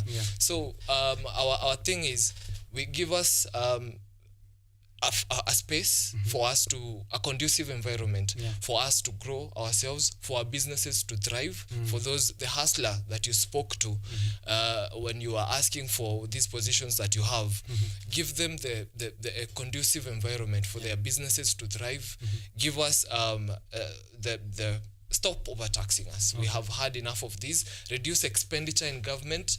Misplaced priorities, putting money in your pockets. We are seeing it. We are putting it down. We are noting it down. The things you're doing with our money, we need that to stop. The money that we are getting, you're saying the government is broke. The money that we are getting, let it go to the right places. We have doctors that are complaining. And how do you think they feel when they see you pumping that money into offices of people we did not elect? How do you think our teachers feel when they see you doing all these things that you're doing? So do the right thing. That is what we are calling upon the government to do. That is what we are hoping that this whole movement will, that is the direction that we are taking. All right. I also like the fact that both of you have agreed on the point where it's not children, it's not a Gen Z movement. Yes. This is citizens of Kenya, and I really hope that you can move away from that, phrasing this as a Gen Z thing. It's like, oh, Gen Z wako street. Everyone is out there, and as long as they are going against the government of the day or presenting their grievances to the government of the day, those are Kenyan citizens. Finally, as we wrap it up, Mr. Philip, there's so many things we could talk about. I just checking here and saw that in 2018, President Uhuru Kenyatta declined to sign the finance bill and returned it to the House with a memorandum after MPs had imposed a 16% VAT on fuel products.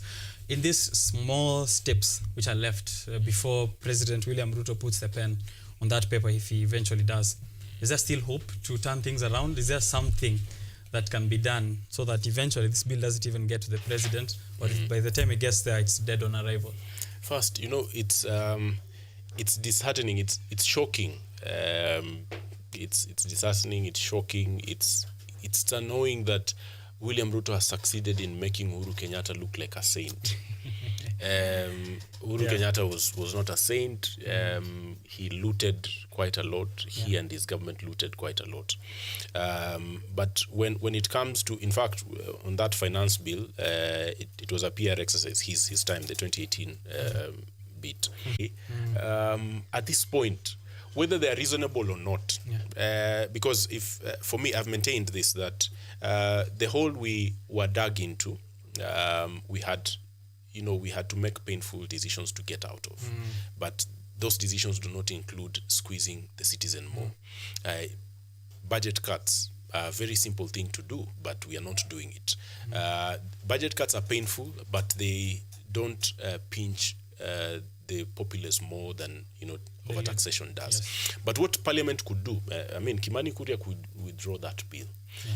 President William Ruto will come out and say, I have had and I have instructed Treasury to withdraw those proposals. We saw a statement from Treasury saying, if you don't pass this bill, then we will have budget cuts. And they were proposing a raft of budget cuts across very key places in our finance ecosystem. That for me was a threat, not to Parliament, but to the citizens. They were telling the citizens, well, if you don't do this, then you're not going to get power. You're not going to get roads. You can imagine your employees telling you that. It's that bad. So for me, there are things that could be done even now, that they could withdraw that bill, because whether they amend it to one clause that says this is just the finance bill, we went through this, it does not matter to the people now, because the rage has moved from, the call now is reject, not amend. It doesn't matter. People will not even see those amendments. So that is out of question. They have an opportunity if they want, by the way. They could listen to the people if they were very cunning. They could listen to the people and then reintroduce that bill much later. But you have to listen to the people. a government that does not listen to its people is a government that is teetering towards dictatorship. We are not a dictatorship, we are a democracy. So there are things that government ought to do now. The fate of this country lies now in the hands of a few people. They have the power to determine where we head this week. They have the power to determine where we head next week. If they pass that bill with whatever amendments, because they're saying they have to collect that money anyway, then of course that means that the protests will go on beyond tomorrow. If they go on beyond tomorrow, government will clamp down. The president will probably sign or decline to sign, because I mean that is also a card that politically he can play, that they have passed and then it's taken to State House and says no, I won't sign, I'm sending it back. But even though he will do that, and you see why I was still insisting that we have to go beyond reject the finance bill, because if he says, okay, I've rejected the finance bill, why are you on the streets now? We'll start fumbling. Because there are people who just want that finance bill rejected. It was unfortunate that we began by thinking that the finance bill was the budget. I had, and unfortunately saw, some people who were, very vocal at the time, saying that the finance bill was the budget. That really broke my heart, because the finance bill is not the budget. The budget is the monster that we must be thinking about. Wilson has mentioned 600 million shillings that is going to renovate the Deputy President's house. You have Parliament, taking 80 billion.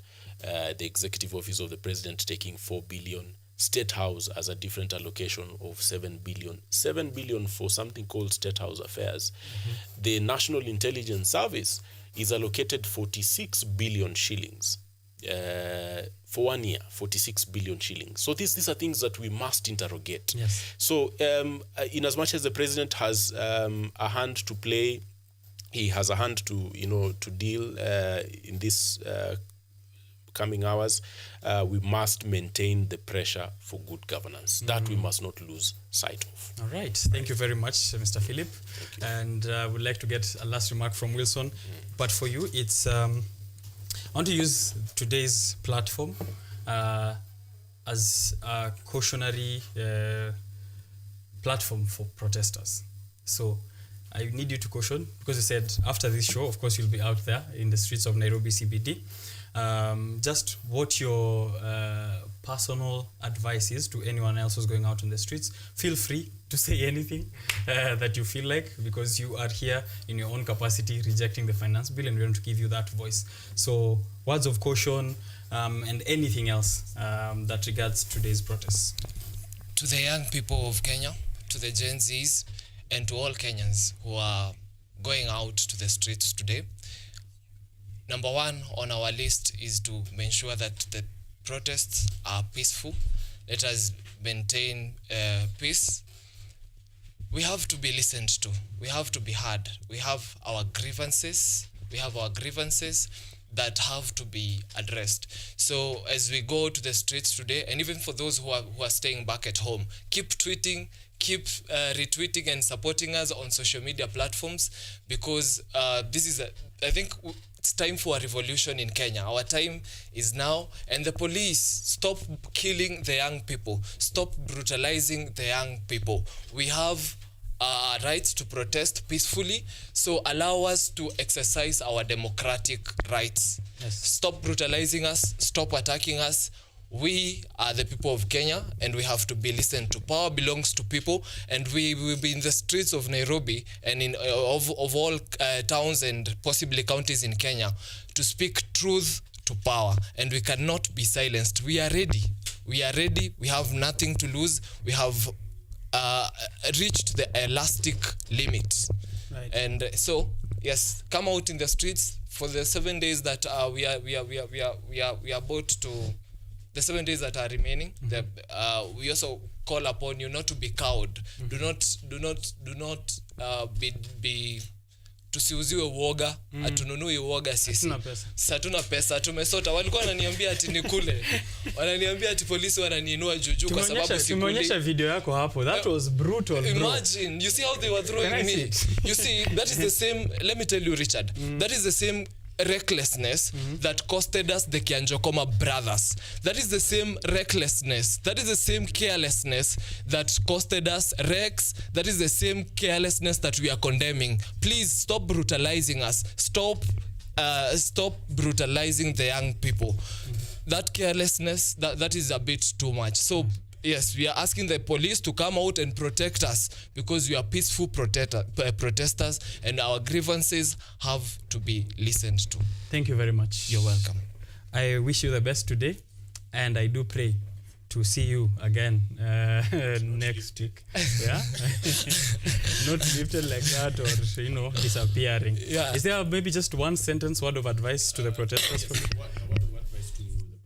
The police, we had the statement from CS Kithure Kindiki yesterday.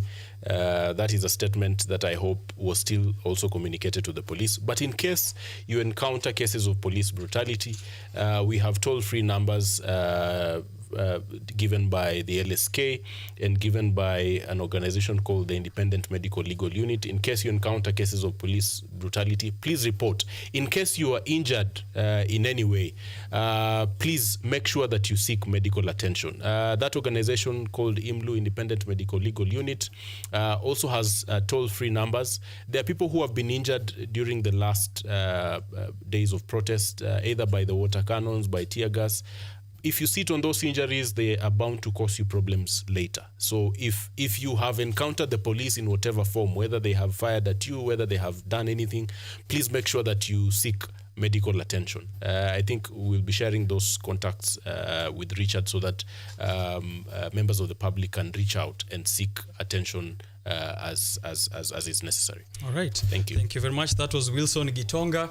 He is a journalist, activist, and alongside Mr. Philip Mwangale, who's a governance consultant. Guys, we are continuing with this conversation. So I'm just taking a short break to bring in the next set of guests. It's a newspaper review. Grab yourself a copy of the dailies. Angalia headlines inasema nini. We want to prepare you for the day and for the week. Bernard Odhiambo and Dr. George are here on the show. So in a short bit, they'll be joining me. Don't go too far.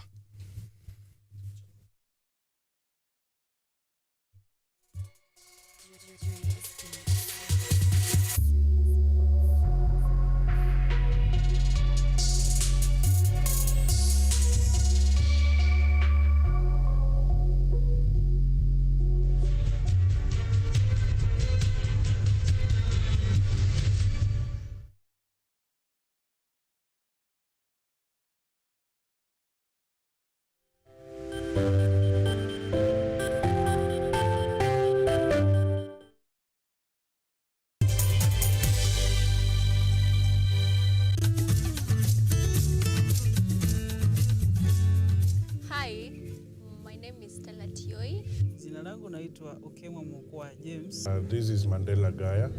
Ugonjwa ulipokuja ulichukua siku 3 ukaniweka in coma.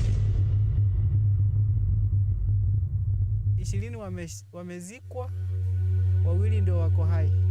I don't even know how it feels to see. I feel like I cannot express myself well the way somebody who can walk can actually express themselves. Ilichukua muda mwingi mrefu tena mpana ili kuikubali kwamba mimi siwezi tembea tena.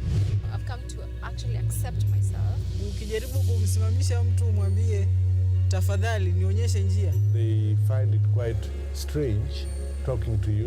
You should just make schools integrated, inclusive setups by providing the right facilities.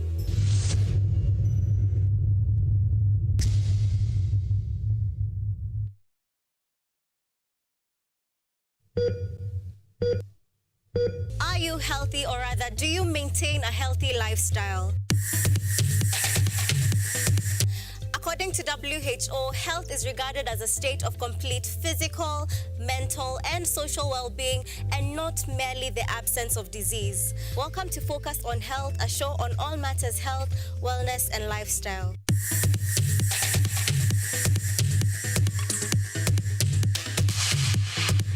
On this show, we cover a wide variety of topics inclusive of but not limited to dental, optical, mental, reproductive health, and so much more. Join me, Joy Bofenda, every Thursday at 7:30 p.m. on KUTV for compelling insights and discussions on all matters health. See you then. Focus on Health, your weekly dose of health and wealth information on KUTV.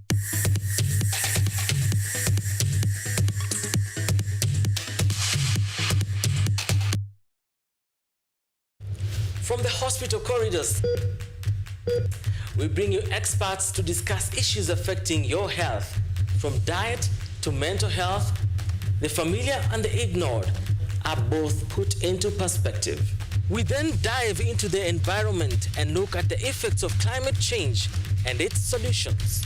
Join me, Mutegi K. Martin, every Friday at 9 p.m. as we learn on how to better our health while taking care of our environment. Only on KUTV.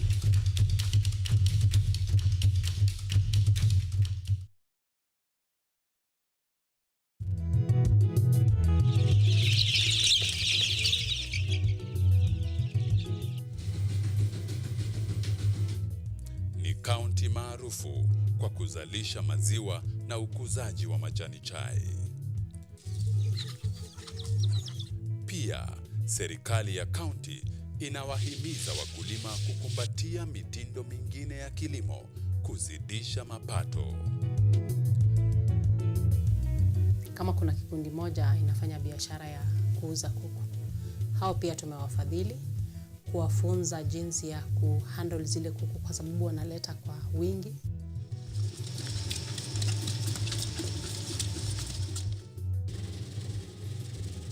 Haya yote tunakuletea katika Boresha Kilimo, toleo la kaunti ya Bomet.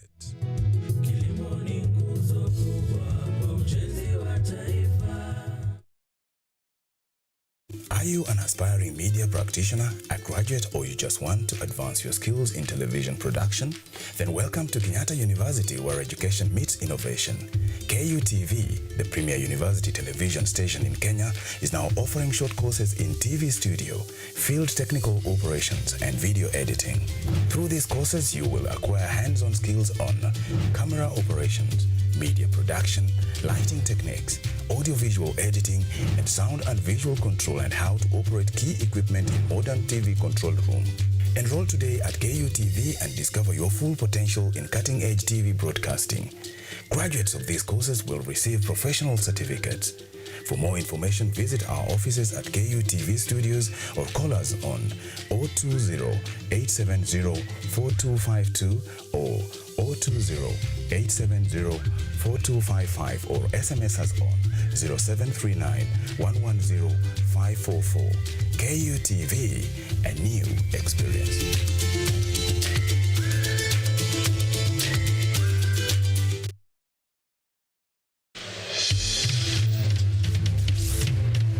Tunachimba hadi mizizi kukuletea yanayojiri. So mimi naomba tu serikali yetu ya Mungu, ibarikiwe na Mungu, iweze kuteremsha bei ya mafuta. Yanayokukumba tuna maizi, tunakutetea sisiri. Kwa kweli ni speciali tukikupambia makala ya mwanamke mwake. Utasema hupendi mizizi ya habari. Nami Caroline.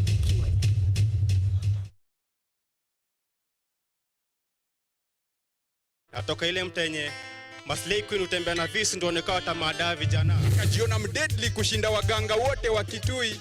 Hakujua hii kitu hii ni tricky. Love imekuwa chai. Ite kitu kidogo just to get in between my thighs that I love you.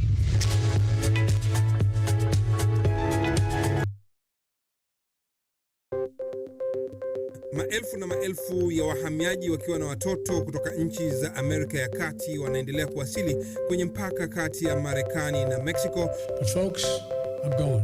Thank you very, very much. I appreciate it. Thank you. Ni habari kutoka pembe zote duniani. Pepo pasi vuguvugu. Pepo pa ni idea. Tazidi ananyonya, hanyonyi vizuri, anakuwa hayuko comfortable. Jeshi la Jamhuri ya Kidemokrasia ya Kongo linapambana na waasi wa ADF. Kwa sasa wanatoa wito kwa mashirika, makampuni na vile vituo vya uchukuzi. Mambo mengi yatakwenda kama yalivyopangwa. Hapa ni kuna mmoja wa viongozi wa chama cha wavuvi katika eneo hili. Zaidi tunajaribu kuwapa chanjo ili ina boost ama inanyanyua kinga ya mwili, ndio inaenda kupelekea kupambana na virusi. Ni duniani leo, Jumatatu mpaka Ijumaa, moja kwa moja kutoka VOA Swahili, Washington DC.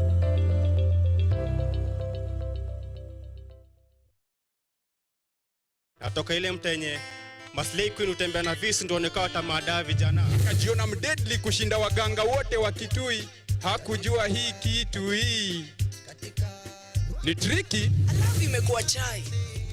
Ite kitu kidogo just to get in between my thighs at I love you.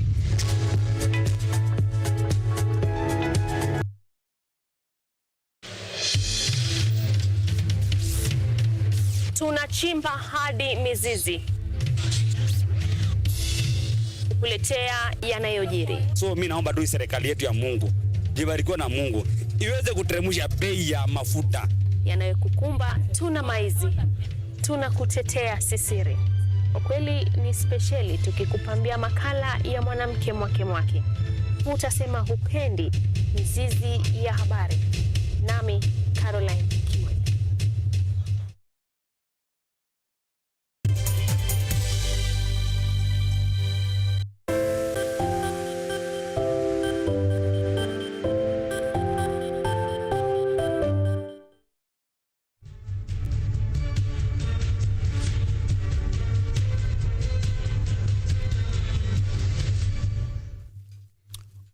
It is time for the newspapers, and we are having the Standard and the Daily Nation here. Keep your feedbacks coming in. I will read that. I see Sunny, anasema great show, locked in from Mwihoko. Stacy, anasema yes, we have gone through the finance bill, and we understand it, and we reject it. So let's see the mood of the nation here. We are streaming live on Facebook and YouTube, KUTV Kenya. Ukienda pale, watch a comment. The Daily Nation says, Ruto's options, and then showing the picture of the president. Which way, Mr. President? 1, borrowing more. 2, increasing taxes. 3, slashing budget. 4, withdrawing the bill. Those are the 5 options, and they are spread out in page 4, 5, 6, and 7. His advisors have been caught off guard and trying to balance this delicate stalemate that we have found ourselves in with the countrywide protests. The Standard says, tax rebellion. Ruto's wiggle room shrinks. Interior Cabinet Secretary Kithure Kindiki has warned the youth that action will be taken beyond 6:30 p.m. and if they attempt to access protected areas, but they're not relenting. So this is also on page 4, 5, 6, and 7. We're going to go through the headlines and, of course, the state of the nation, the big news of the day, anti-finance bill protests, which you'll be seeing across the country. Some actually began midnight. I saw videos from Eldoret where young people already alisema hakuna kulala. Even if you're not ready for the day, it cannot always be night. Welcome, gentlemen. Good to see you, George. Very well. It's been a minute. Saizi anasema I am happy to see you are alive and not arrested and not injured. True. You know. And I'm happy to see you. A lot has happened in the past week. How do you feel about just general observation, temperatures? Unafeel aje? Well, for the past 1 week, a lot has happened, ranging from the demos, from the voting in parliament, and so many dynamics that tend to surround the whole thing. Yeah. Well, my feeling about the whole thing is that the government is a bit adamant with the it's out of touch with the feeling of the people. Yeah. And in that, I'll say Vox Populi, Vox Dei. The voice of the people is the voice of God. All right. These people should adhere to the voice of the people because they are our representative. In a very short notice is that I'm very happy because of the ROA and the operationalization of the Constitution. That is chapter 1. The power belongs to the people. Article 10. That is the principles of good governance. Article 37 on the freedom of the demonstration, association, and everything. And chapter 12 about the public finance. Yes. All of them have roared in one voice. Yes. And in one pedestal. Let's just call it one single pedestal and one pendulum. this is all happening at once. At once, yeah. Yes. It's Bernard. a big growth for the constitution. Right. Yep. Welcome back. You have disappeared from Biashara Tuesday for a while. Yeah. I Please. know I've been away for a while now. Yeah. Because I handle so many things, doing business, work, and many things. It's nice, coming to this show again, especially when we are having a critical issue in the country to do with the Finance Bill 2024. And we see many things happening. We have lost young souls standing up for their rights. And we've continued to see the government of day, which is adamant, which is refusing to listen, even though we understand that no leader put himself or herself there.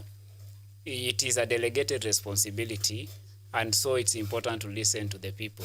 Okay. And that's why we are also here to add our voice on the ongoing issues and to the Finance Bill 2024. Okay, let's get right into it and welcome back. Thank you so much. So the Daily Nation says Ruto's options. President Ruto and his team of advisors are caught up in a delicate balancing act to find the best way out of this stalemate, which has triggered countrywide protests. The options which I see here are borrowing more, increasing taxes. So borrowing more, the amended bill is passed, but the state borrows more to fill that budget deficit. They're trying to close it from 5 point something to 3.3%. 2, increase taxes. President can reverse the pledge to do away with some taxes. 3, slashing the budget. Treasury can slash budget in line with amended finance bill. And 4, withdrawing the bill. Kenya Kwanza can withdraw the bill for a fresh start. The only one that the Kenyans, Dr. George here, the only one of these 4 options, zenye watu on the street, the young people, the citizens are saying, the only one they can pick is 4. Withdraw the bill. Do not amend, do not reject, do not amend, do not edit, do not do something. Just throw away the whole thing, let a finance bill mpya. Which way do you think the president is likely to go, and which is the best way, so that now we are at least on a course towards progress? Thank you. In that regard, I think I'll give the president exercising the third latitude, the latitude of slashing the budget and withdrawing the bill, both of them. Because I think the president has got the mandate, or the president can exercise goodwill just as he pronounces himself on living within our means. Cut the budget on per diems, cut the budget on foreign travel for the 3 arms of the government, cut the budget on the non-existent offices like now the office of the First Lady, the office of the Deputy President's spouse. These are people who don't pay rent. We have given them accommodation at the taxpayers' cost. They have vehicles at our cost. They have meals at our cost. So he can slash the budget by slashing these non-warranted costs. Because if you do the arithmetic of the allocation of the First Lady and the Deputy President's spouse, they translate to $1 billion and something small. Yes. So those are the areas whereby we still say that we can slash the budget. Okay. Sitting allowances, we can work on that, but we cannot cut the expenses on critical affairs like education, critical affairs like health, like development expenditure on road. Yeah. Those are things that we should not touch on. Yeah. And still minimize corruption and wastages. Okay. Also withdraw the bill, because that tenant it's there and it's provided for in law. Yes. Bernard, looking at the options we have here on the table for Mr. President William Ruto, borrowing more, increasing taxes, slashing budget, withdrawing bill. Which way for the nation? I want to begin by saying that, you see, I've gone through the budget policy statement, which was, I think it's the second one, which was released by the Treasury. It states that they seek to grow the economy. The government seeks to grow the economy by 5.6%. So you can imagine you want to grow the economy at 5.6% and expand the tax base to 12%. You say you are not being realistic in the first place, because a struggling economy and all these percentages are out of our GDP. So I think, just like I've said here before, Kenya is a very rich country. I do not believe that we still have to borrow to run our affairs. I've seen areas which have, I call them budgeted corruption, where you see like 678 million have been allocated to the office of the deputy president. Richie, I believe the office of the deputy president was previously occupied by the current president. It is not leaking. It is just in good state. I do not understand why such allocation is there. I do not understand why Treasury has allocated itself 6 billion. There is some 26 billion for development. Which development is Treasury, or they want to maybe have a new building for Treasury? So Pesa house. Yeah. So if we talk about, my colleague here has talked about living within our means. So it is important for, number one, the government to withdraw the Finance Bill 2024. Number two, the Treasury to be realistic and to slash budget on non-essential areas, because as much as they talk about servicing debt, it is also important to know, and let me just, I think for purposes of record, this is the only government, I think in less than 2 years, that has borrowed, Uhuru Kenyatta, I think, borrowed about 6 trillion in 10 years. This government has borrowed a total of 5.6 trillion in less than 2 years. In less than 2 years. So if you talk, which debt are you paying? Which debt are you servicing when you are even borrowing more? So I think it is important for us to focus on those areas. And that is the only way I think we can be able to have a solution for the issue going on. So you're saying slashing the budget. So option 3 even for you. Yes. Treasury can slash the budget in line with an amended finance bill. In page, what page is this? Page 4, 5? Yes, page 4. Ruto's tough options has 6 win-win outcome on tax bill. So, gentlemen, I have a situation, or we have a situation here where the protesters say, the young people, Kenyans, say, the only win out of this current discussion we're having is rejecting in totality the finance bill. There's nothing like an amended bill. There's nothing like a slashed budget with an amended bill, or amended bill is passed by the state borrows to fill budget deficit. They don't want anything to do with that. It's a win when it's rejected. But for President William Ruto, he also needs a win, not only to quell public anger, but also to get some money out of the finance bill, to raise money for his government, for smooth running of government. It seems we might not get that win-win. Someone is going to lose. Who is going to lose out of this situation? And what is a win-win what is a win-win situation? Is there a win-win situation where President William Ruto says thumbs up, pia Gen Z kwa street waseme thumbs up, let's go home? I think let me just take a quick one. I want to respond by saying that, you see, let us not behave as if we do not know the character of our president. If we talk about a win-win situation for Gen Z, there will be no win-win situation. We have people who talk, they say this at night, tomorrow they say something else. So I think Finance Bill 2023 is already burdening Kenyans. Right. And actually amending it to have more areas of, taxes, more areas to tax in the recent or the current Finance Bill 2024 was already too much. And that's why we are saying punda imechoka. So you can imagine, so you say, yes, on a political point of view, the president has realized that these young people might actually kick us out of State House. Because the MPs are behaving as if they are cows owned by certain people mighty up there. And the young people across the country has demonstrated that their vote counts. And actually, if the members of parliament can be able to look at the plight of the people whom they represent, and then this issue can be sorted. So it's good to having a win-win situation might look fairer, but the fact that you already have Finance Bill 2023, which has already burdened our economy, then it is like adding salt to an injury, and this should not be accepted. There's no so win that there is that is my take. Okay, George, is there a win-win situation even? Is there a way we are thumbing up the president and then PISM, right guys, thanks, kila mtu arudi nyumbani, let's patana Finance Bill 2025?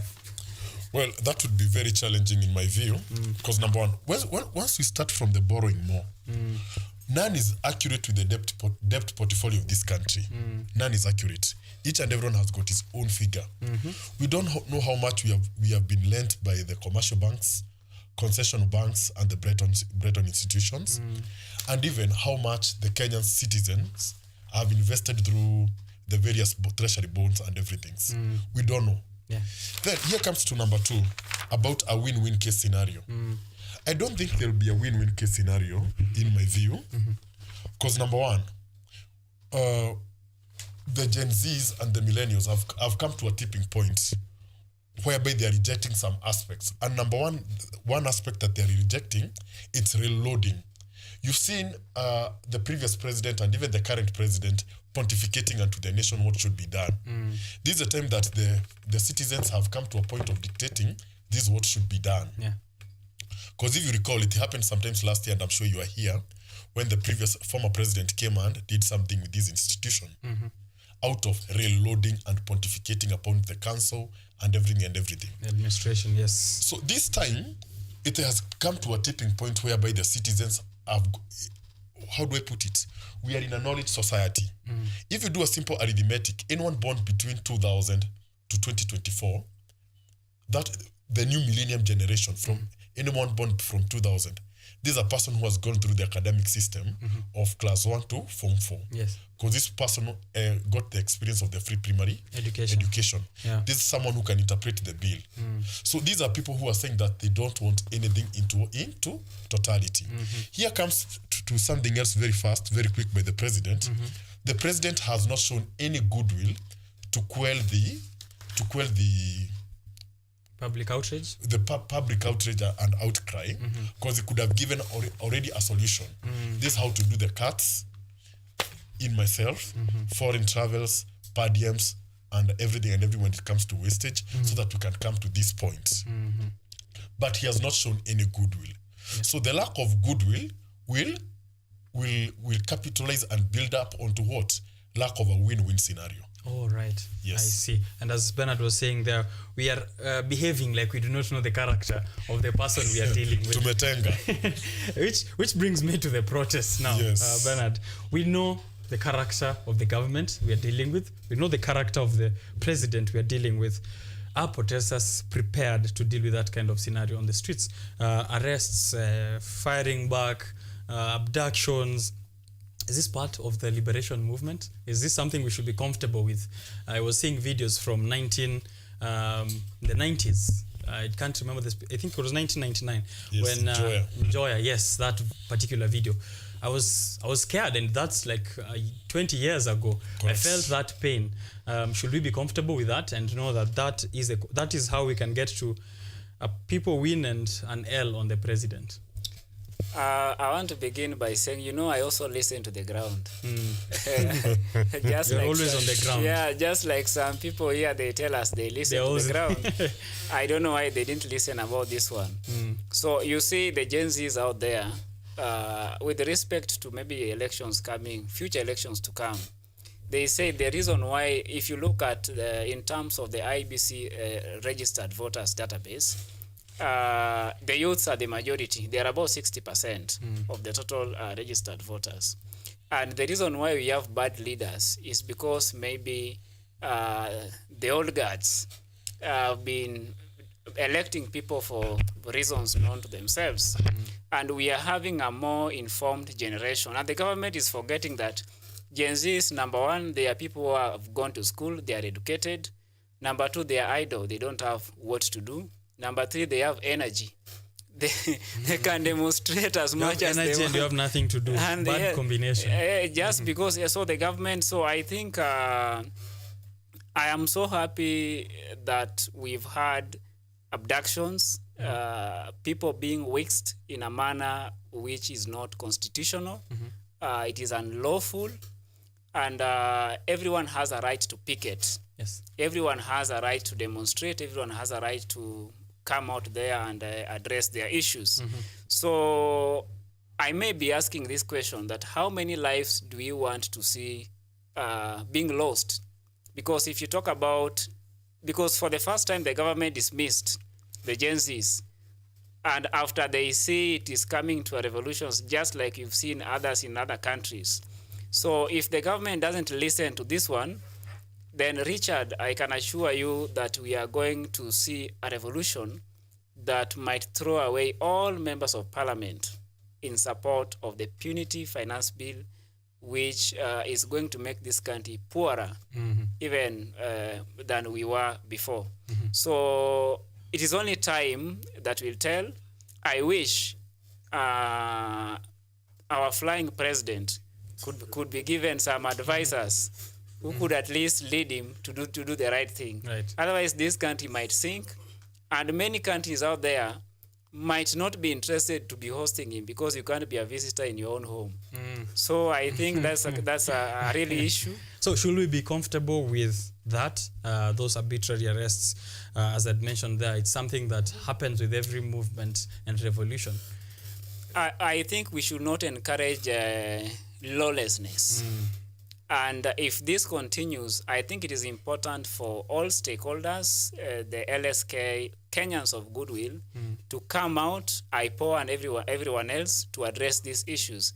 Because if your right is being infringed, it is again your right to air out your view that I am being pinched somewhere and the law is not being followed. Okay. But you cannot say that you want to negotiate with me when at the same time you abduct me at night. So what are we talking about?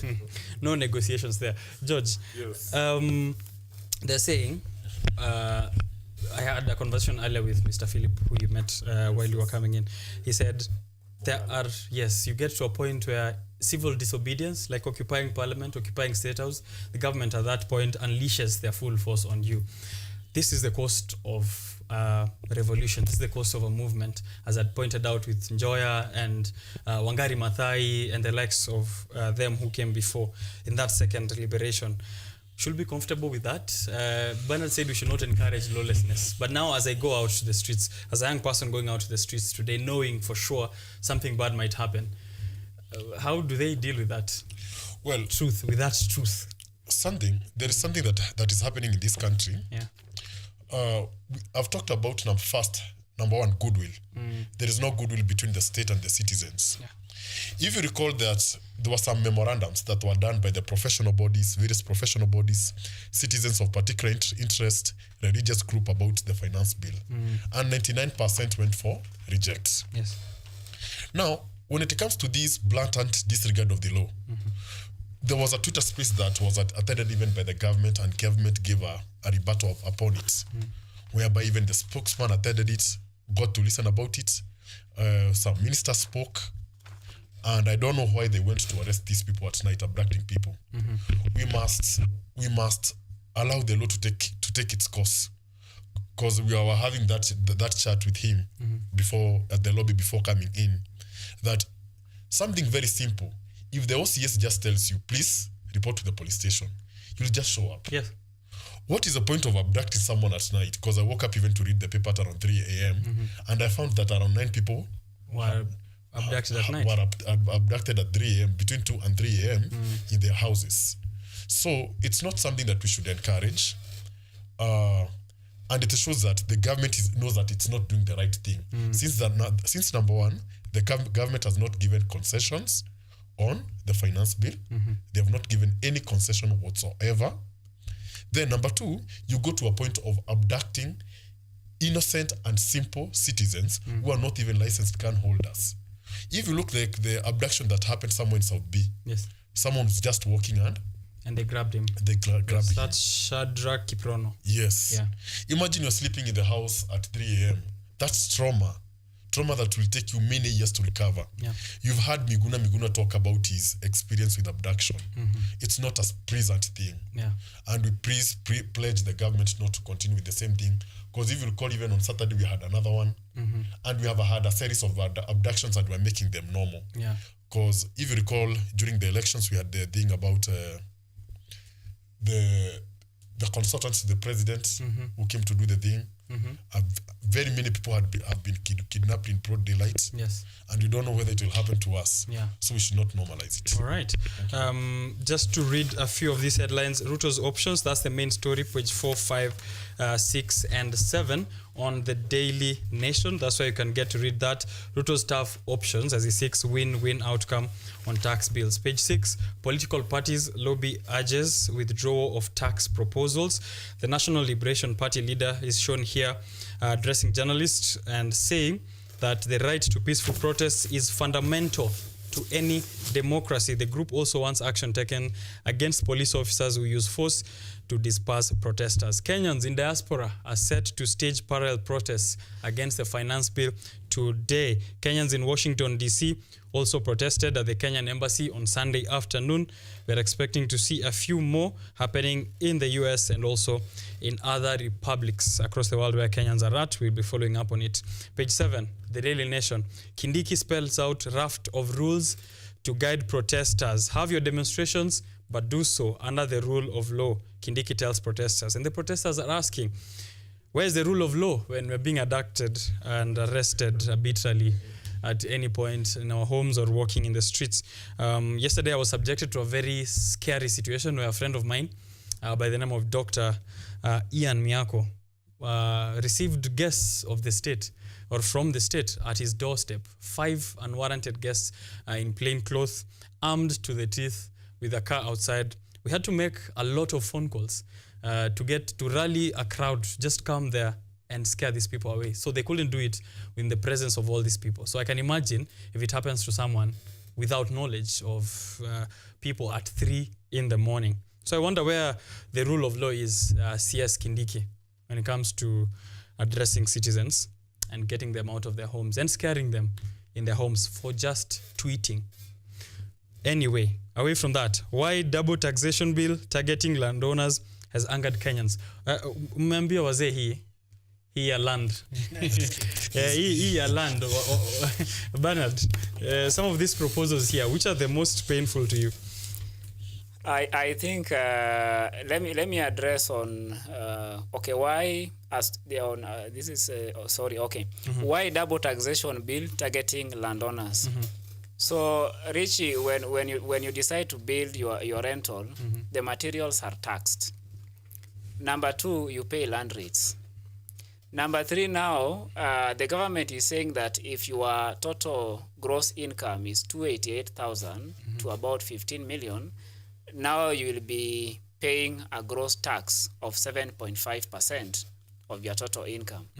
I think this is now greediness, because why tax that person to that extent? Yeah.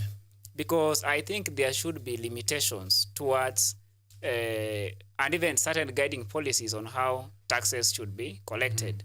So I think this tax on landowners, I think it is a bit punitive, because you pay land rate, and now you have to pay a levy on your land. And what makes what if you have rentals and there are no people staying inside? How will the government collect that 7.5% of your income? And remember housing levy on top of that.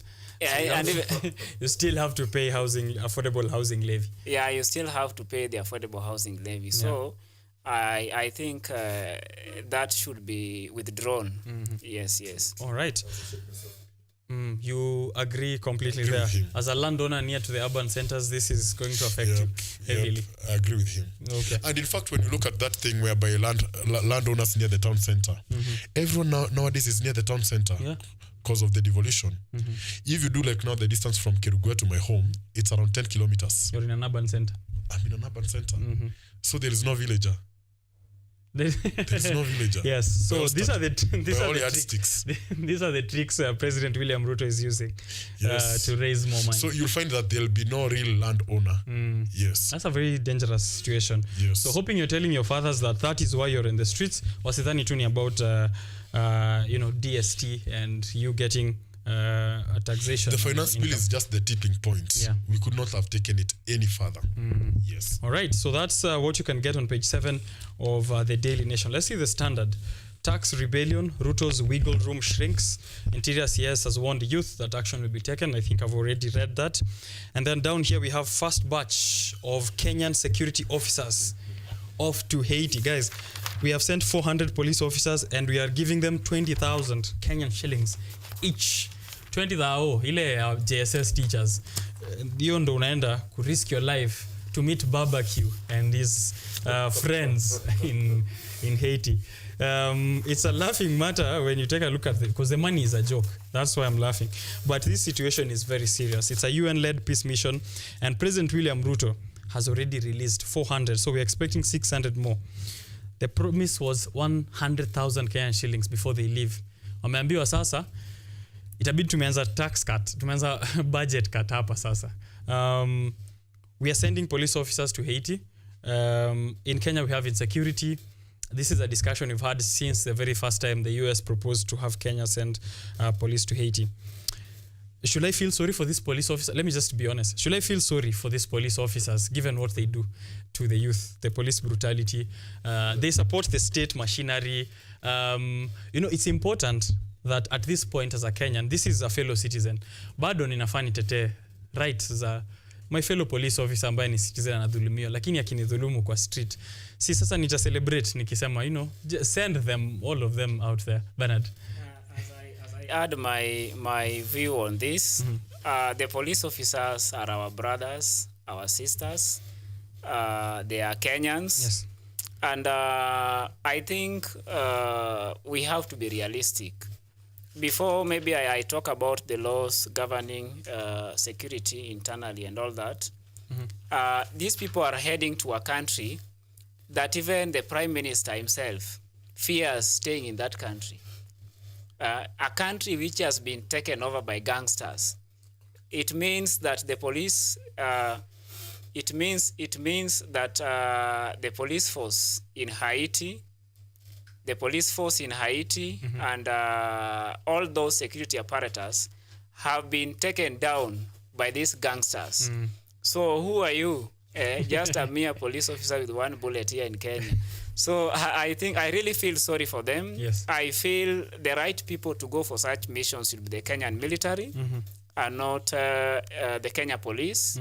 Because I might not be well informed whether they have the correct training to deal with such situations when you go for peacekeeping missions, because those are issues which should be dealt by the Kenya military or military personnel. Yeah. So we do not want to wish them bad, but in our minds, we already see that maybe yes, maybe not, they might return in body bags, but we wish them well. Okay. Yeah, it's a very sad situation that we are going to solve the issues of our neighbors, George, while we have issues ourselves in the Rift Valley region. Banditry haijawahi kuwa solved. Your anti-theft is not working. How is it that we have 400 reserve and 1,000 actually reserved to just send out there? Well, these are very tricky arithmetic because number one, I don't think it's in accordance with the law. Okay. Because the law doesn't speak about police engagements with other countries. It's the military. And I don't know whether the case by a Kuro court has been determined. Then here comes number two. The 20,000 offer, it's very little. Insulting. It's insulting.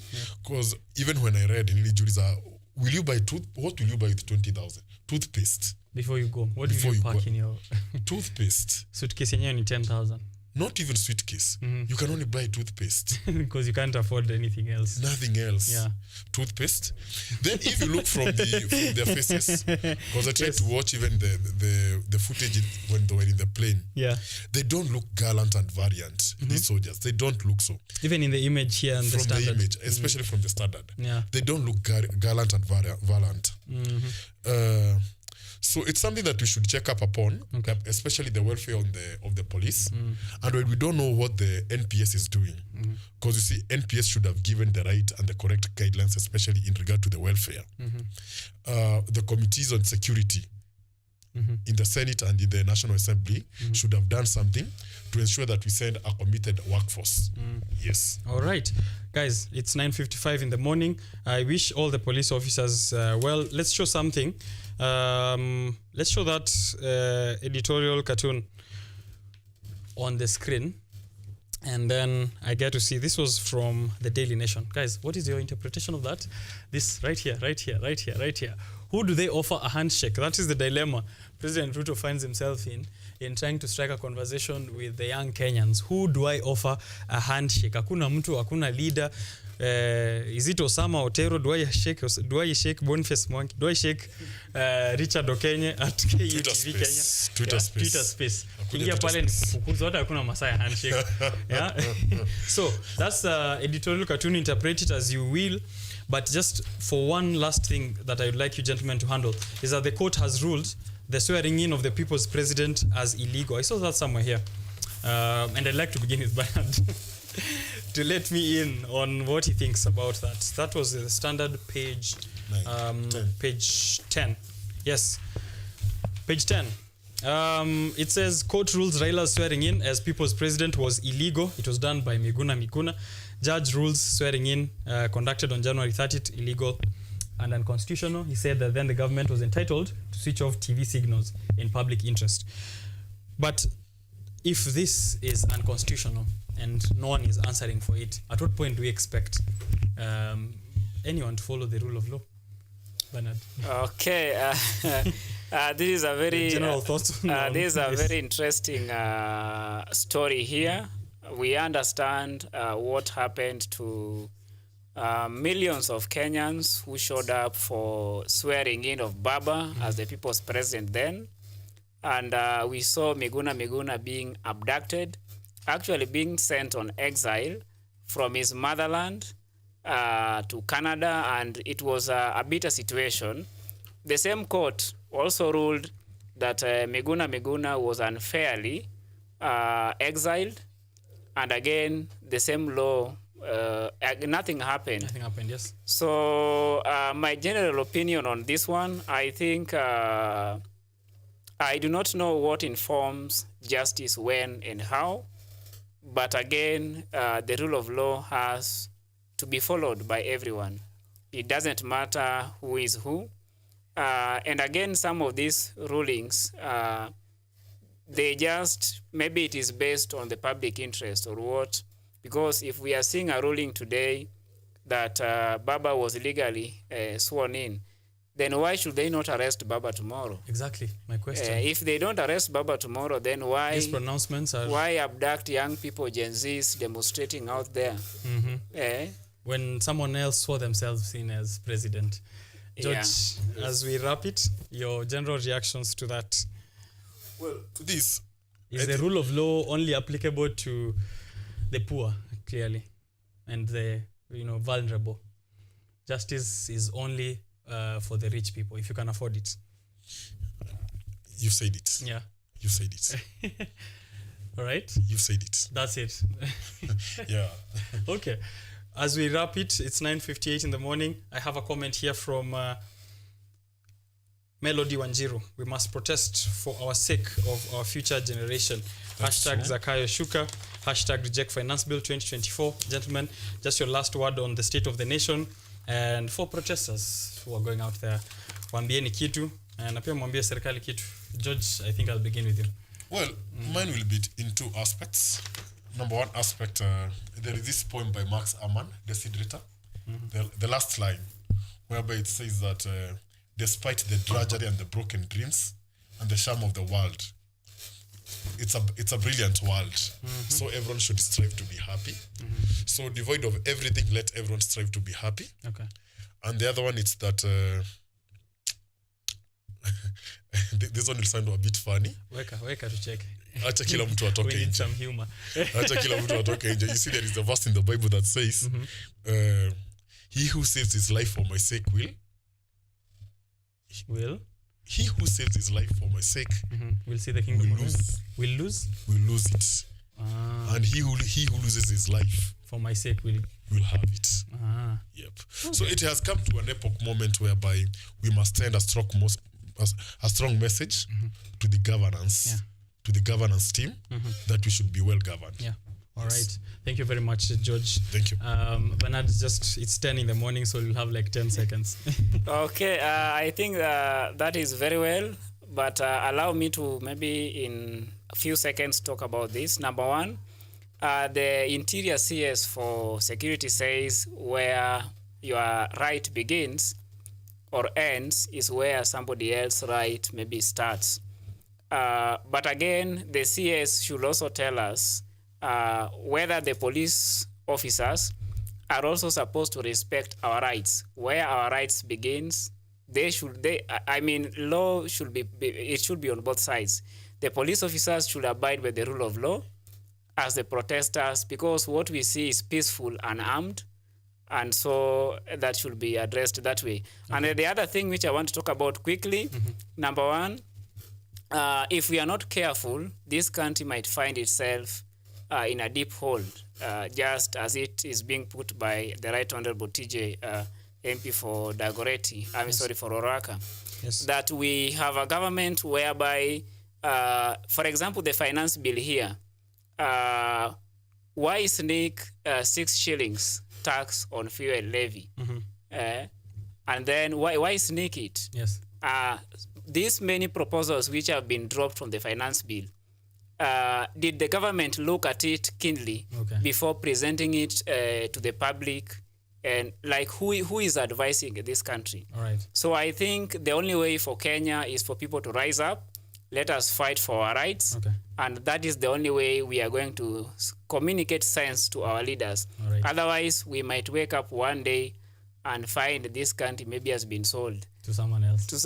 So I think it is important that we just wake up and we move forward. Otherwise, to the demonstrators who have lost their lives, I feel sorry for them. Let their souls rest in peace. Yeah. I also say reject Finance Bill 2024 because it is punitive and it is going to burden the lives of Kenyans. It is going to make us poorer than how we are today. Otherwise, thanks, Richie. Thank you too. Let's keep the conversation going. Right. Thank you too. Thank you, George. Thank you, Bernard. And thank you to everyone who tuned in to the show. We've gone way past time, but we're grateful that you created the morning for us here. From us to you, stay safe out there if you're going out to protest. Keep yourself safe. Make sure that people know where you are at every time. Share your live locations, record everything, and you will stay safe. I just want to finish this show by saying continue following the rest of KUTV broadcasting at KUTV Kenya at Richard_OKENYE. I'll see you out there and also on the social platforms. To leave you with Article 1 of the Constitution of Kenya, sovereignty of the people. All sovereign power belongs to the people of Kenya and shall be exercised only in accordance with this constitution.